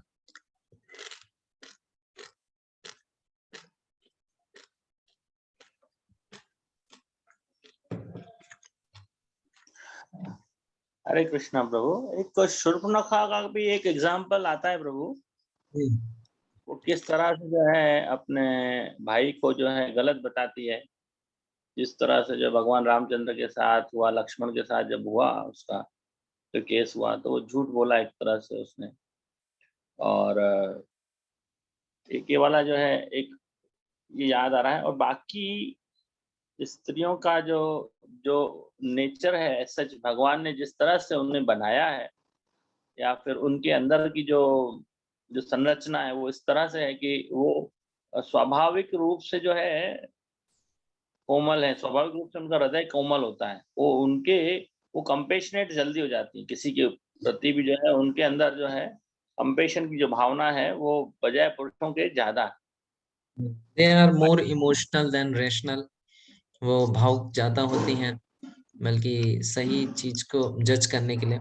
हाँ, ये बहुत अच्छा पॉइंट है कि किस प्रकार से जो एक वर्णाश्रम एक जो व्यवस्था है, उस वर्णाश्रम व्यवस्था में हर एक का एक स्पेसिफिक रोल है। पुरुषों का अपना एक रोल है, स्त्री का अपना रोल है और क्षत्रिय का अपना रोल है, ब्राह्मण का अपना रोल है। जब शास्त्र ये बोलते हैं कि वो बुद्धिमान नहीं है या वो कम बुद्धिमान है, उसका मतलब ये नहीं है कि वो उनको क्रिटिसाइज कर रहे हैं।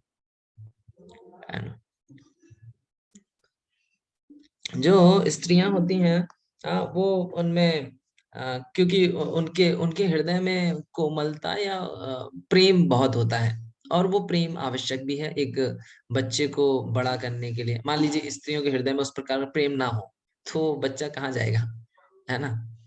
तो वो इस तरह से डिजाइन ही किया गया है सिस्टम को कि स्त्रियों के हृदय में उस तरह के मनोभाव होंगे। इस मनोभाव का कोई दुरुपयोग कर सकता है इसीलिए शास्त्र उसको सावधान करते हैं, है ना। कि जैसे और वास्तव में ऐसा हुआ है, जो स्त्रियों का ये स्वभाव है उसको दुरुपयोग किया गया। एडवर्टाइजमेंट इंडस्ट्री, या अब सिनेमा बोल लीजिए, सोशल मीडिया इंडस्ट्री, या जो भी इस तरह के हैं, they are exploiting this nature of the woman. Woman का जो ये स्वभाव है उसको एक्सप्लॉइट करते हैं, है ना। तो इस तरह से इसलिए यहाँ पे बताया गया है कि ये स्त्रियों का इस तरह स्वभाव होता है, इसलिए उनको संरक्षण की विशेष आवश्यकता होती है।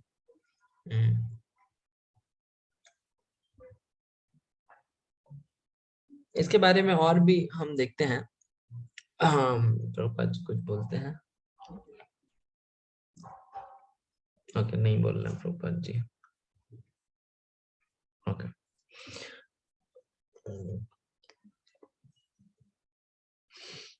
तो ये जो इसमें पॉइंट लिखा है ये बहुत ही इंपॉर्टेंट है। So the different family tradition of religious activities should always engage them, and thus their chastity and devotion will give birth to a good population eligible for participating in varnashram.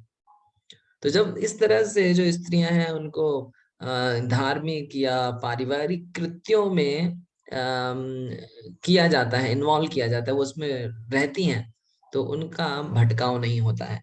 और इस तरह से भटकाव ना होने के कारण से वो ऐसी संतानों को जन्म देने में सक्षम होती हैं। देखिए, जैसे एक स्त्री है, एक स्त्री का जो स्वभाव है या एक स्त्री का जो पर्पस है वर्णाश्रम में, वो पैसा कमाने का नहीं है ना। पैसा कमाने का, परिवार चलाने का जो काम है वो पुरुष के लिए है। एक स्त्री का रोल है एक अच्छे समाज की निर्माण करना, एक अच्छे संतान की निर्माण, एक अच्छे संतान का निर्माण करना, वो उसका रोल है। लेकिन चूंकि समाज में वर्णाश्रम व्यवस्था का ना होना, उसकी वजह से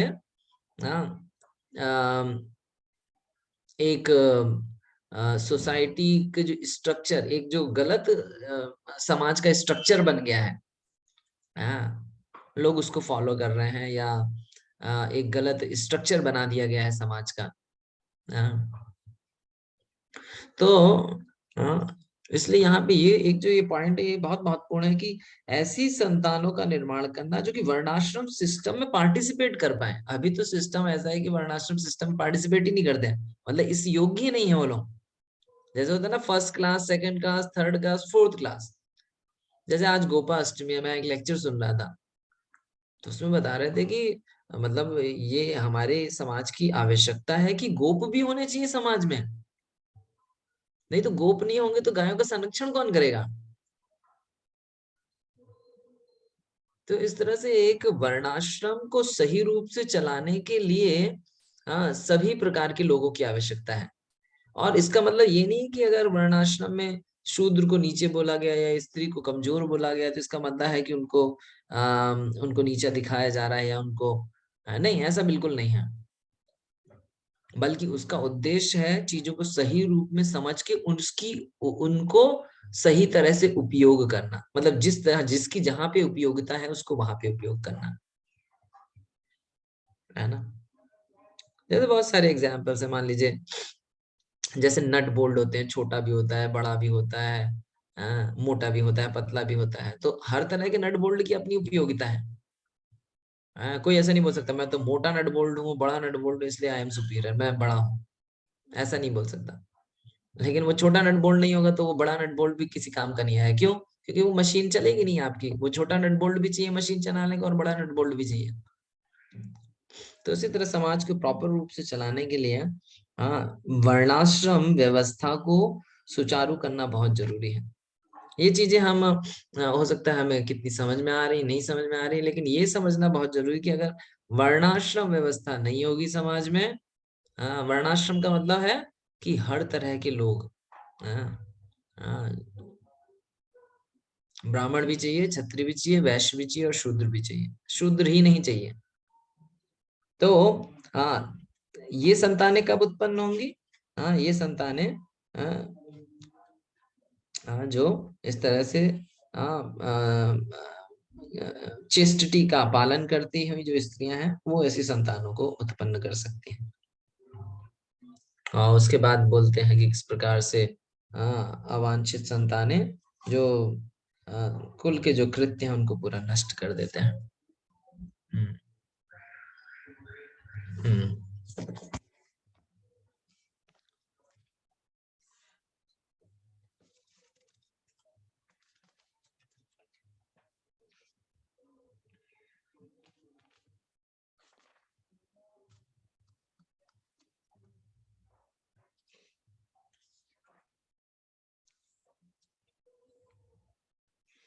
ओके, सो एक ये वाला परपोर्ट भी देख सकते हैं। 41 का परपोर्ट कौन पढ़ेगा जिन्होंने नहीं पढ़ा है?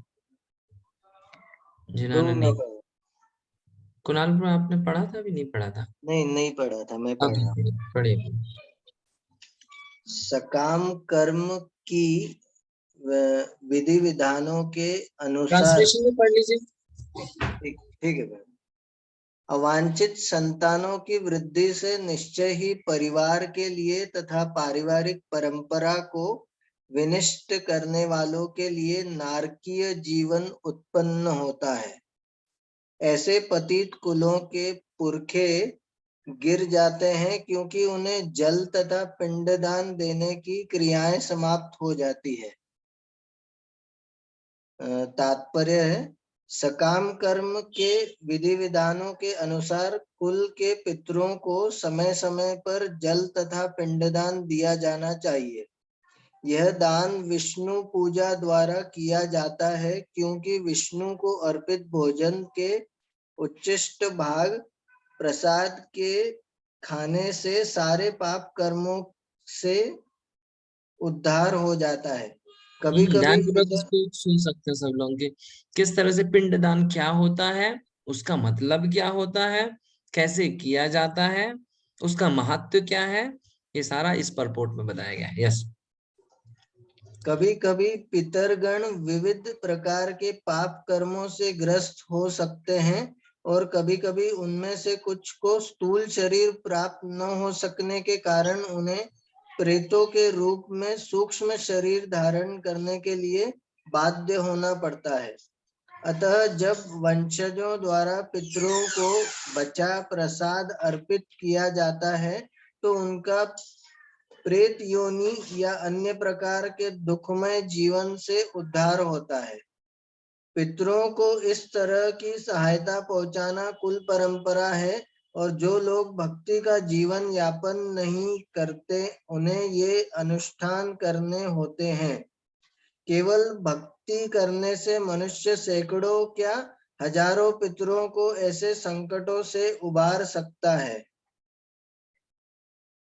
फिर भगवत गीता 11.5.41 में कहा गया श्लोक है, उसका तात्पर्य है, उसका पढ़ सकते हैं। अनुवाद। ये है, देवर्षि भूताप्त निर्णाम च पितॄणाम नाकिं खरो नायम ऋणी च राजन सर्वात्मनाय शरणं शरणं गतो मुकुंदम परिहृत्य कर्तम। ट्रांसलेशन। जो पुरुष अन्य समस्त कर्तव्यों को त्याग कर मुक्ति के दाता मुकुंद के चरण कमलों की शरण ग्रहण करता है और इस पथ पर गंभीरता पूर्वक चलता है, वह देवताओं, मुनियों, सामान्य जीवों, स्वजनों, मनुष्यों या पितरों के प्रति अपने कर्तव्य या ऋण से मुक्त हो जाता है। श्री भगवान की सेवा करने से ऐसे दायित्व अपने आप पूरे हो जाते हैं। तो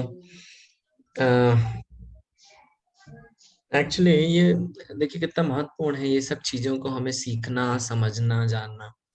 हम जैसे अपने ही जीवन में देखेंगे, हम अपने संतानों को बहुत सारा भौतिक ज्ञान देते हैं, वो बड़े बड़े पद पे भी चले जाते हैं, पैसा भी कमाते हैं, लेकिन अगर वो ये जो बेसिक चीजें इनको नहीं समझेंगे, नहीं करेंगे, तो कितना बड़ा दुर्भाग्य है अपने लिए।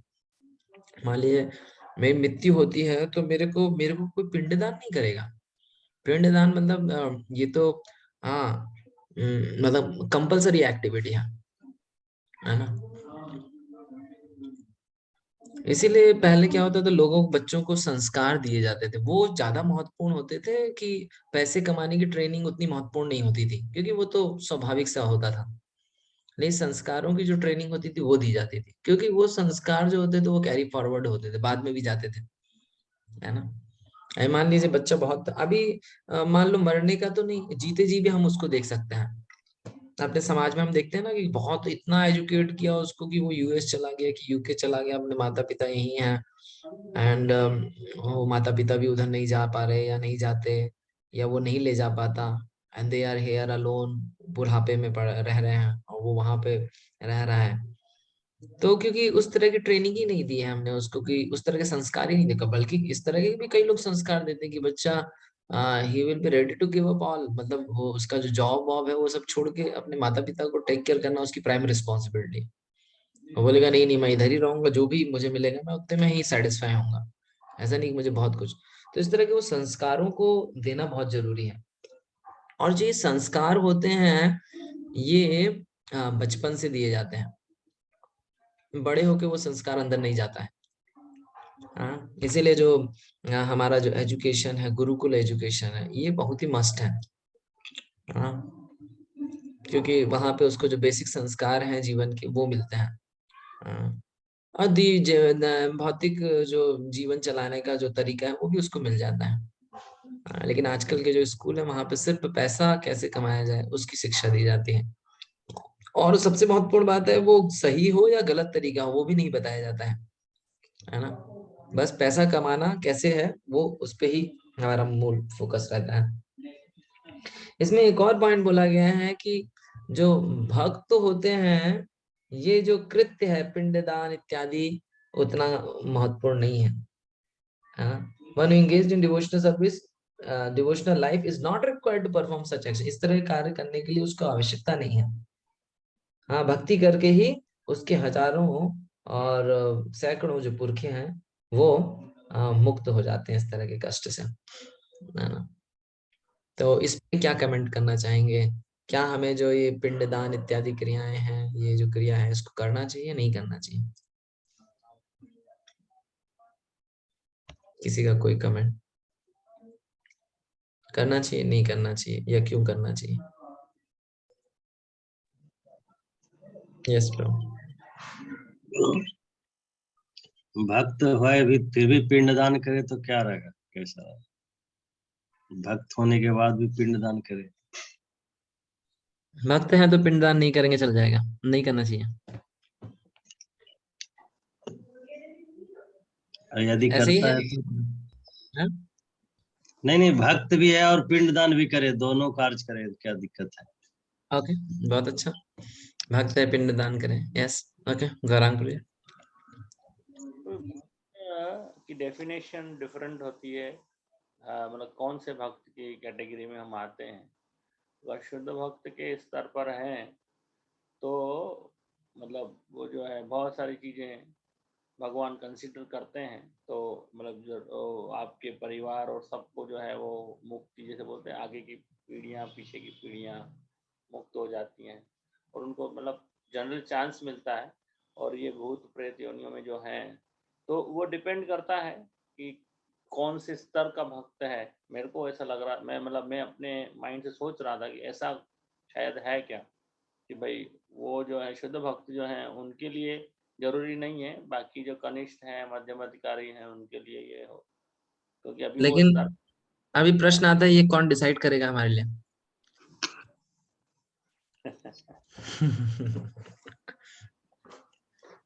हम तो डिसाइड नहीं कर सकते। तो हाँ, ये बात सही है, किस स्तर का हमारी शरणागति है उस पर डिपेंड करता है ना। मान लीजिए हम 5%, 1% शरणागत हैं, तो कृष्ण भी 1% और 5% ही हमें शेल्टर देते हैं। 100% जो उसको 100% शेल्टर मिलता है। परंतु हम अपने केस में हमें उसको 0% ही मान के चलना चाहिए, है ना। अच्छा, दूसरा क्या है कि ये जो प्रोसेसेस हैं ये ऑब्लिगेटरी प्रोसेसेस है, मतलब ऑब्लिगेशंस है, करना ही है। अब इसमें ये हो सकता है कि आपके पास जब भक्ति और पिंडदान का चयन हो, किसको करेंगे, तो ये यहाँ पे पॉइंट हो सकता है। कि भैया जब आपके पास समय है या ऐसा है तो हो सकता है दोनों चीजें आप कर सकते हैं। और कई बार ऐसा भी हो सकता है कि नहीं नहीं भैया, समय का अभाव हो सकता है या कुछ भी हो सकता है, लेकिन वो समय का अभाव भौतिक कारणों के कारण होगा तो वो लागू नहीं है ना। जैसे मान लीजिए कई बार ऐसा भी होता है कि एकादशी ब्रेक करनी है नेक्स्ट डे, और अगला कोई फास्ट भी है नेक्स्ट डे, तो क्या करेंगे? नेक्स्ट डे एकादशी है, मतलब एकादशी का फास्ट ब्रेकिंग होना है नेक्स्ट डे, और नेक्स्ट डे कोई अगला फास्ट भी है या कुछ है, तो we give preference to Ekadashi, क्योंकि एकादशी ज्यादा महत्वपूर्ण है, और दूसरे तरह के फास्ट है वो उतना महत्वपूर्ण नहीं है। तो ये यहाँ पे हो सकता है, परंतु चैतन्य महाप्रभु हिमसेल्फ, वो उन्होंने खुद ही अपने आचरण से दिखाया था। कई बार हम होते हैं कि हम भक्ति तो उतना अच्छे से नहीं कर रहे हैं, लेकिन we try to find the ways to excuse from all these obligatory activities. हम सोचते हैं कि हम भक्ति कर रहे हैं तो नहीं, हम सरपास कर सकते हैं सारे रूल्स एंड रेगुलेशंस को। बहुत ही गलत सोच है ये। कई बार ऐसा भी होता है, हम देवी देवताओं के सामने जाते हैं और वी डोंट टू पे ओबीसेंसेस, क्योंकि हम सोचते हैं कि हम भक्त हैं, है ना। या कोई ऐसा भी सोच सकता है कि हम देवी देवताओं को ज्यादा सम्मान देंगे तो ये हमारी भगवान के प्रति शरणागति का, मतलब we are not surrender to the lord, ये उसका सिम्टम है ना। तो इस तरह से सही सही चीजों को जानना बहुत आवश्यक है ना, और सही रूप से सिद्धांतों को लगाना बहुत आवश्यक है। सिद्धांत कंस और हिरण्यकश्यप को सब लोग जानते थे, लेकिन वो सही सिद्धांत को गलत जगह लगा देते हैं। हाँ, तो इसी तरह हमारे पास भी शास्त्रों के सिद्धांत हैं, परंतु उनको हम कैसे अपने भक्ति जीवन में लगाएंगे, हाँ, सही तरीका जानना बहुत जरूरी है। हाँ, और वो सही तरीका हम सिर्फ सही भक्तों के संग में कर सकते हैं, है ना। तब भी हमारे जीवन में इस तरह कंफ्यूजन आता है, इमीडिएटली हमें जो वरिष्ठ भक्त है उनसे चर्चा करनी चाहिए कि इस तरह की सिचुएशन में क्या करना चाहिए। जैसे मान लीजिए एक पुजारी है मंदिर में, हाँ, आप ही जैसे पुजारी हैं, मान लीजिए विश्वनाथ प्रभु एक टेम्पल है, कहाँ, रतलाम के हैं प्रभु, तो रतलाम का टेम्पल है वहां पे, वहां पे पुजारी एकमात्र पुजारी है ना। मान लिए घर में वो हो जाता है, सूतक लग जाता है, तो क्या करेंगे? अभी सूतक लग गया है, सूतक के अनुसार भगवान की सेवा नहीं होनी चाहिए। हाँ, लेकिन अभी अभी उस सिचुएशन से कैसे बाहर आएंगे? हाँ, तो अपनी बुद्धि का उपयोग करना है कि हाँ कैसे, या तो हम दूसरे को एंगेज करें। हाँ, मान लीजिए कोई ऑप्शन नहीं है, तो फिर हम अपने वरिष्ठ भक्तों से चर्चा करेंगे, भैया मैं अकेला हूँ और इस तरह है, क्या करना चाहिए। हाँ, फिर उनके निर्देश में वो बोलेंगे हाँ चले जाओ, तो चले जाएंगे ऑल्टर के अंदर, कोई दिक्कत नहीं, है ना, क्योंकि भाई अपने मर्जी से नहीं है, उनके बोलने पे क्या। तो इस तरह सिद्धांतों कैसे सही रूप से लगाना है, समझना, ये बहुत जरूरी है ना। भक्ति शास्त्र करने का ये भी उद्देश्य हमारा है कि सिद्धांतों को तो जानना है, उस सिद्धांतों को सही रूप से कैसे लगाना है उसको भी जानना है।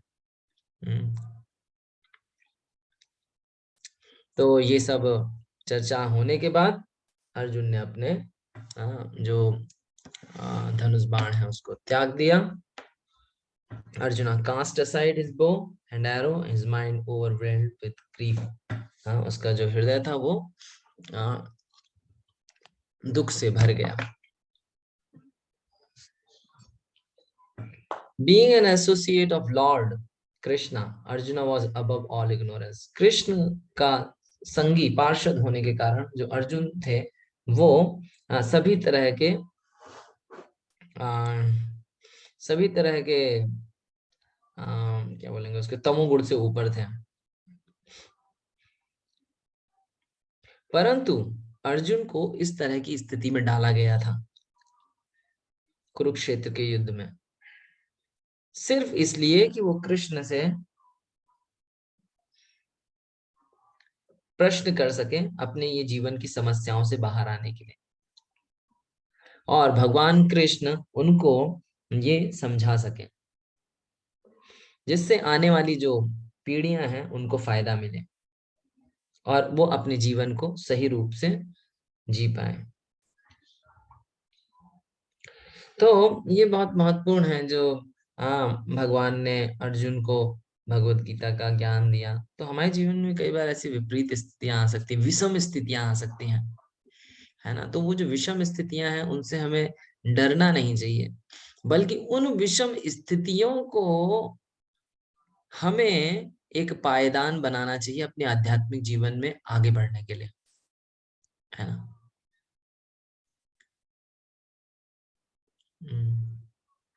जैसे प्रभुपाद के जीवन में इतनी सारी विषम स्थितियां थी। आप जब प्रभुपाद की बायोग्राफी पढ़ेंगे तो आपको लगेगा कि ये समस्या, वो समस्या, पत्नी सपोर्ट नहीं करती, बच्चा भक्त नहीं है, बिजनेस फेलियर हो रहा है, हाँ, जिन पॉलिटिकल पॉलिटिकल कोई हेल्प नहीं मिल रही है, हाँ। तो कितने सारे चैलेंजेस हैं। ये प्रभुपाद ने वो सब चैलेंजेस को अपने जीवन में आगे बढ़ने के लिए उपयोग किया।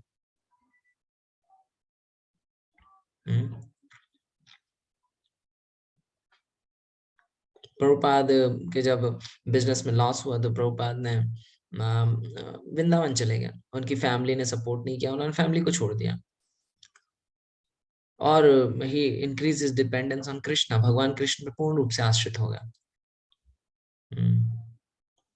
तो इस तरह से हाँ, जो जीवन की विषम स्थितियां में अगर हम जाते भी हैं, तो हमें उसको वहां से वहां उन विषम स्थितियों को अपने आध्यात्मिक जीवन में उन्नति के लिए उपयोग करना चाहिए, है ना।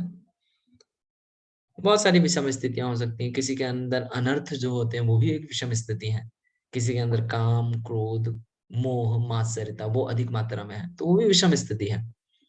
तो उन विषम स्थिति भय नहीं करना चाहिए, अरे अरे मेरे अंदर कितना काम है, कितना क्रोध है, कितना द्वेष है, नहीं। बल्कि उन विषम स्थितियों को उपयोग करना चाहिए आध्यात्मिक जीवन में उन्नति करना। नहीं, इसका सॉल्यूशन क्या है, काम को कैसे नष्ट किया जा सकता है, क्रोध और द्वेष को कैसे नष्ट किया जा सकता है, उससे कैसे बाहर आया जा सकता है आगे बढ़ने के लिए।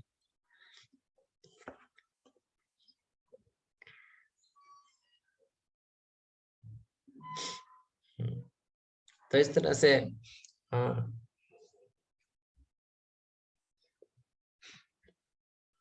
वर्ण संकर उत्पन्न होंगे।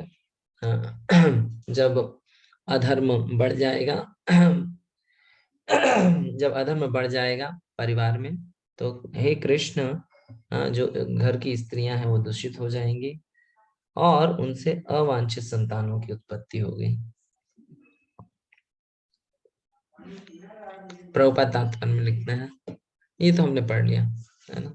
जिस तरह से स्त्रियां, जिस तरह बच्चे दूषित हो सकते हैं, उसी तरह स्त्रियां भी दूषित होने के ज्यादा चांसेस रहते हैं, इसलिए उनको संरक्षण की आवश्यकता होती है। ये बहुत इंपॉर्टेंट है ना।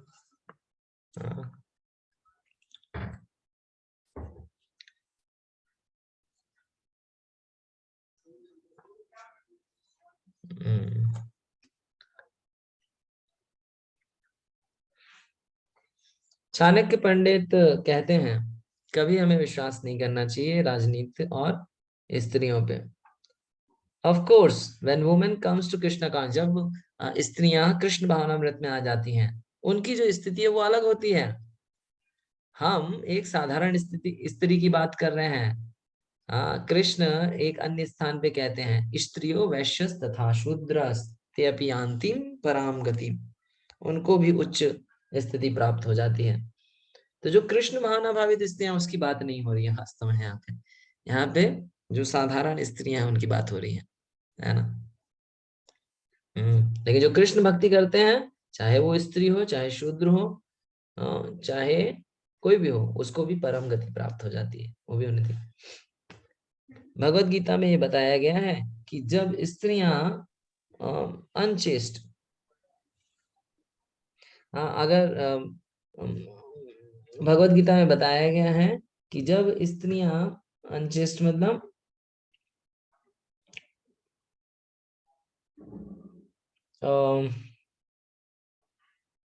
ठीक है, जब स्त्रियों को सही संरक्षण नहीं मिलता है तो वो अनैतिक हो जाती हैं। और फिर उनसे अवांछित संतानें उत्पन्न होती हैं, जिनको वर्ण संकर बोला जाता है। या अगर कोई एक पति, क्या बोलते हैं उसको, चेस्ट को, पतिव्रता या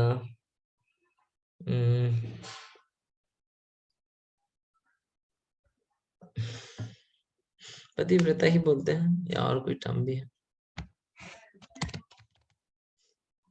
पवित्र लिखा है, ओके ठीक है। एक पवित्र, अगर एक कोई पवित्र स्त्री का मजाक उड़ाता है, या उसको निंदा करता है, तो it brings about disaster in duration, उसकी जो आयु होती है वो क्षय हो जाती है ना, अगर कोई स्त्री का अपमान करता है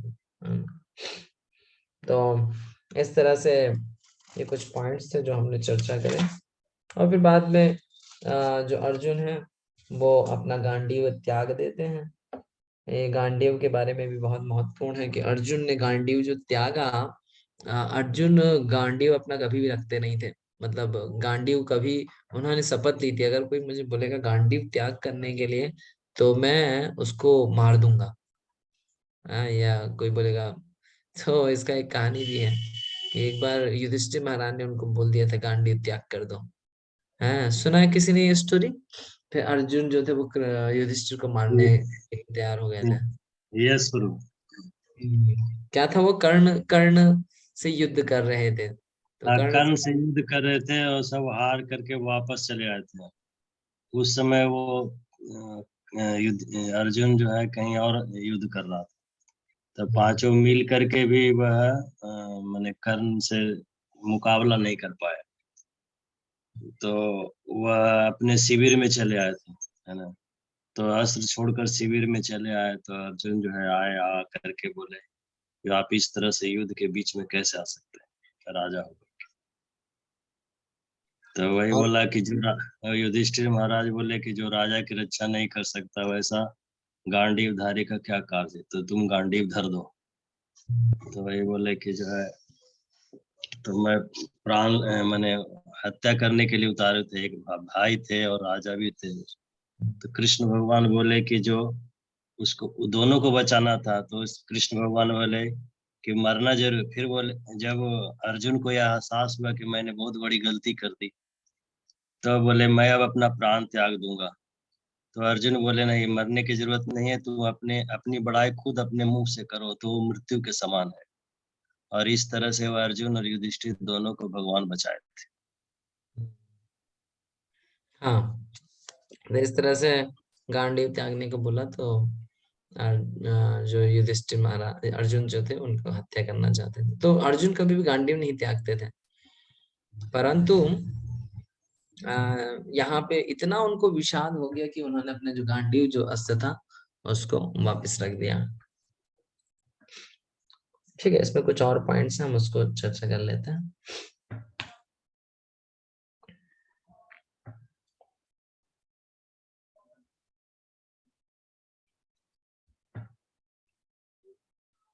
प्रभुपाद तात्पर्य में लिख रहे हैं कि एक स्वाभाविक भक्त होने के कारण अर्जुन जो थे, जो अपने भाई बंधु थे उनके विरोध नहीं करना चाहते थे, लेकिन भगवान चाहते थे कि ये सब मारे जाएं। वायलेंस ऑल्सो हैज इट्स, कई लोग ऐसा बोलते हैं ना कि ये सब क्या कहते हैं, हिंसा करने की क्या आवश्यकता है, लेकिन हिंसा की भी आवश्यकता है। Everything has its proper utility, violence also has its utility. जैसे बहुत सारे शास्त्रों में उदाहरण है, जैसे हनुमान जब गए थे तो उन्होंने भी वहां जाके पूरी लंका को जला दिया था। ही आल्सो डिड वायलेंस, उन्होंने वायलेंस किया। जैसे बहुत सारे शास्त्रों में उदाहरण है वायलेंस के। जैसे एक रामचंद्र जी के समय में एक शूद्र व्यक्ति तपस्या कर रहा था, और उसकी वजह से क्या हुआ, एक ब्राह्मण के पुत्र की मृत्यु हो गई। तो ब्राह्मण के पुत्र की मृत्यु हो गई तो ब्राह्मण ने बोला कि ये कैसे संभव है, पिता के होते पुत्र की मृत्यु नहीं होनी चाहिए। ये तब हो सकता है जब राजा अधर्मिक हो या राज्य में कुछ अधर्म हो रहा हो। तब फिर रामचंद्र जाते हैं वन में और वो देखते हैं कि एक शूद्र है, वो तपस्या कर रहा है, उल्टा लटक करके घोर तपस्या कर रहा है। तो वहीं पे जो रामचंद्र है उनका वहीं पे सर काट देते हैं शूद्र का। क्यों? क्योंकि हाँ, जहाँ पे सही चीज को स्थापित करना है, लेकिन हाँ वायलेंस की यूटिलिटी है, लेकिन violence should be utilize properly under the guidance of the acharya. आचार्य के अंतर्गत वायलेंस को सही रूप से उपयोग किया जा सकता है। ठीक है, इसको हम बाद में पढ़ेंगे।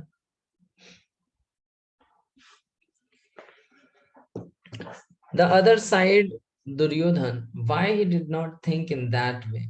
Why Arjun is thinking? Because he is devotee. That is the difference. Arjun इस तरह से क्यों नहीं सोच रहे कि दूसरे पक्ष में दुर्योधन है? नहीं, वो इसलिए नहीं सोच पा रहे हैं क्योंकि वो भक्त हैं। ये अंतर है। एक जो भक्त होता है वो इसी प्रकार सोचता है। एक भक्त कभी भी किसी को मारना नहीं चाहता है, इवन आंट, एक चींटी को भी नहीं। इतना सब कुछ, इतने अत्याचार होने के बावजूद भी, फिर भी जब मारने की बात आती है तो वो खुश नहीं होते। नहीं, ये वैष्णवता है। He is ready to excuse even the greatest enemy. जो एक भक्त होता है वो बड़े से बड़ा जो अपराधी होता है उसको भी क्षमा करने को तैयार होता है। कोई शास्त्र में बहुत एक अच्छा उदाहरण, कितना बड़ा भी अपराधी है लेकिन क्षमा कर दिया। द्रौपदी का है प्रभु जी। द्रौपदी का अश्वत्थामा ने जो है 5 पुत्र की हत्या कर दी, फिर भी क्षमा कर देती है। ये सबसे अच्छा उदाहरण द्रौपदी का। अब सोचिए एक माता के लिए क्या इससे बड़ा होगा कि मतलब उसके पुत्रों की, उसके छोटे बच्चों की, है वो तो क्या बोलते हैं उसके, नवजात, है जो नए पैदा बच्चे हुए हैं, है उनको मार दिया। फिर भी जो द्रौपदी थी उनको क्षमा करने के लिए तैयार हो गई।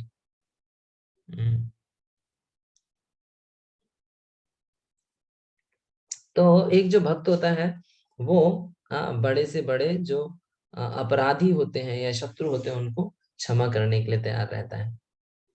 परंतु the devotee of Lord does not retaliate against the wrongdoers. जो भगवान के भक्त होते हैं वो कभी भी उनके ऊपर कोई गलत कृत्य करता है कभी भी उसका विरोध नहीं करते हैं। ये बहुत इंपॉर्टेंट शिक्षा है। इसमें श्लोक आता है भागवतम में, उसमें बोलते हैं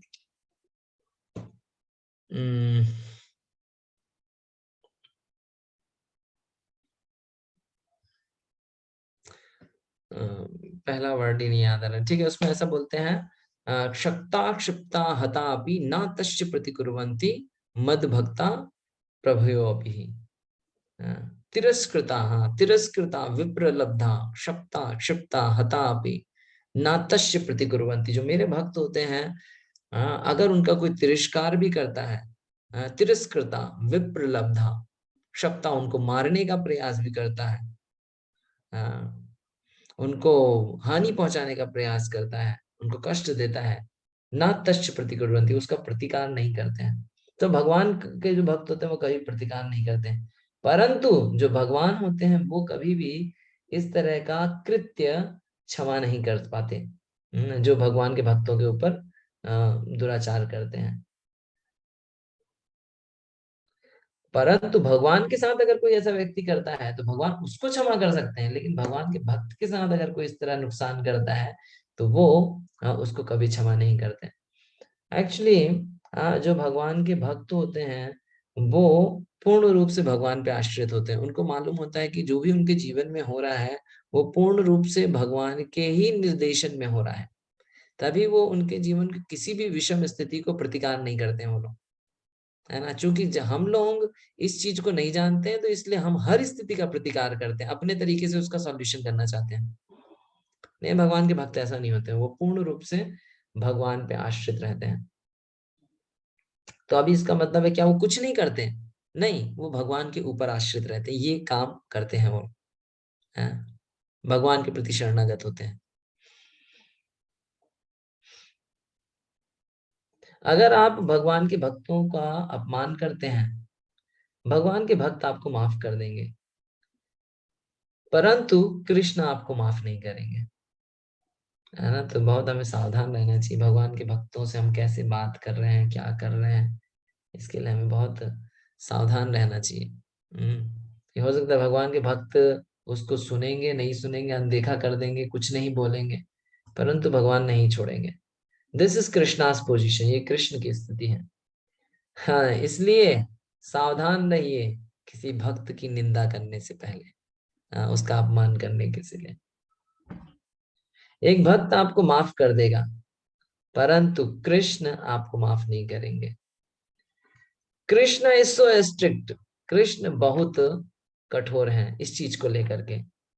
वो इस चीज को सहन नहीं कर सकते कोई भक्त का अपमान किया जाए, इसीलिए ये व्यवस्था की गई है। इसीलिए this arrangement of fighting, therefore this arrangement of fighting Arjuna wanted, no let them be excuse, नहीं उनको माफ कर देना चाहिए। Krishna wanted, no you must fight, you must kill them, परंतु कृष्ण चाहते हैं कि नहीं, उनको माफ नहीं किया जाए, उनको मारना चाहिए। ओके, ठीक है, इसको अभी हम यहीं पे स्टॉप करते हैं और हम कल फिर कंटिन्यू करेंगे। परसों से ब्रेक रहेगा, कल भी हम 2 घंटे करेंगे 7:30 बजे से, और जिससे हम इसको कवर कर पाए, है ना। ठीक है, ओके। किसी का कोई प्रश्न है तो चर्चा कर सकते हैं। किसी का कोई प्रश्न है तो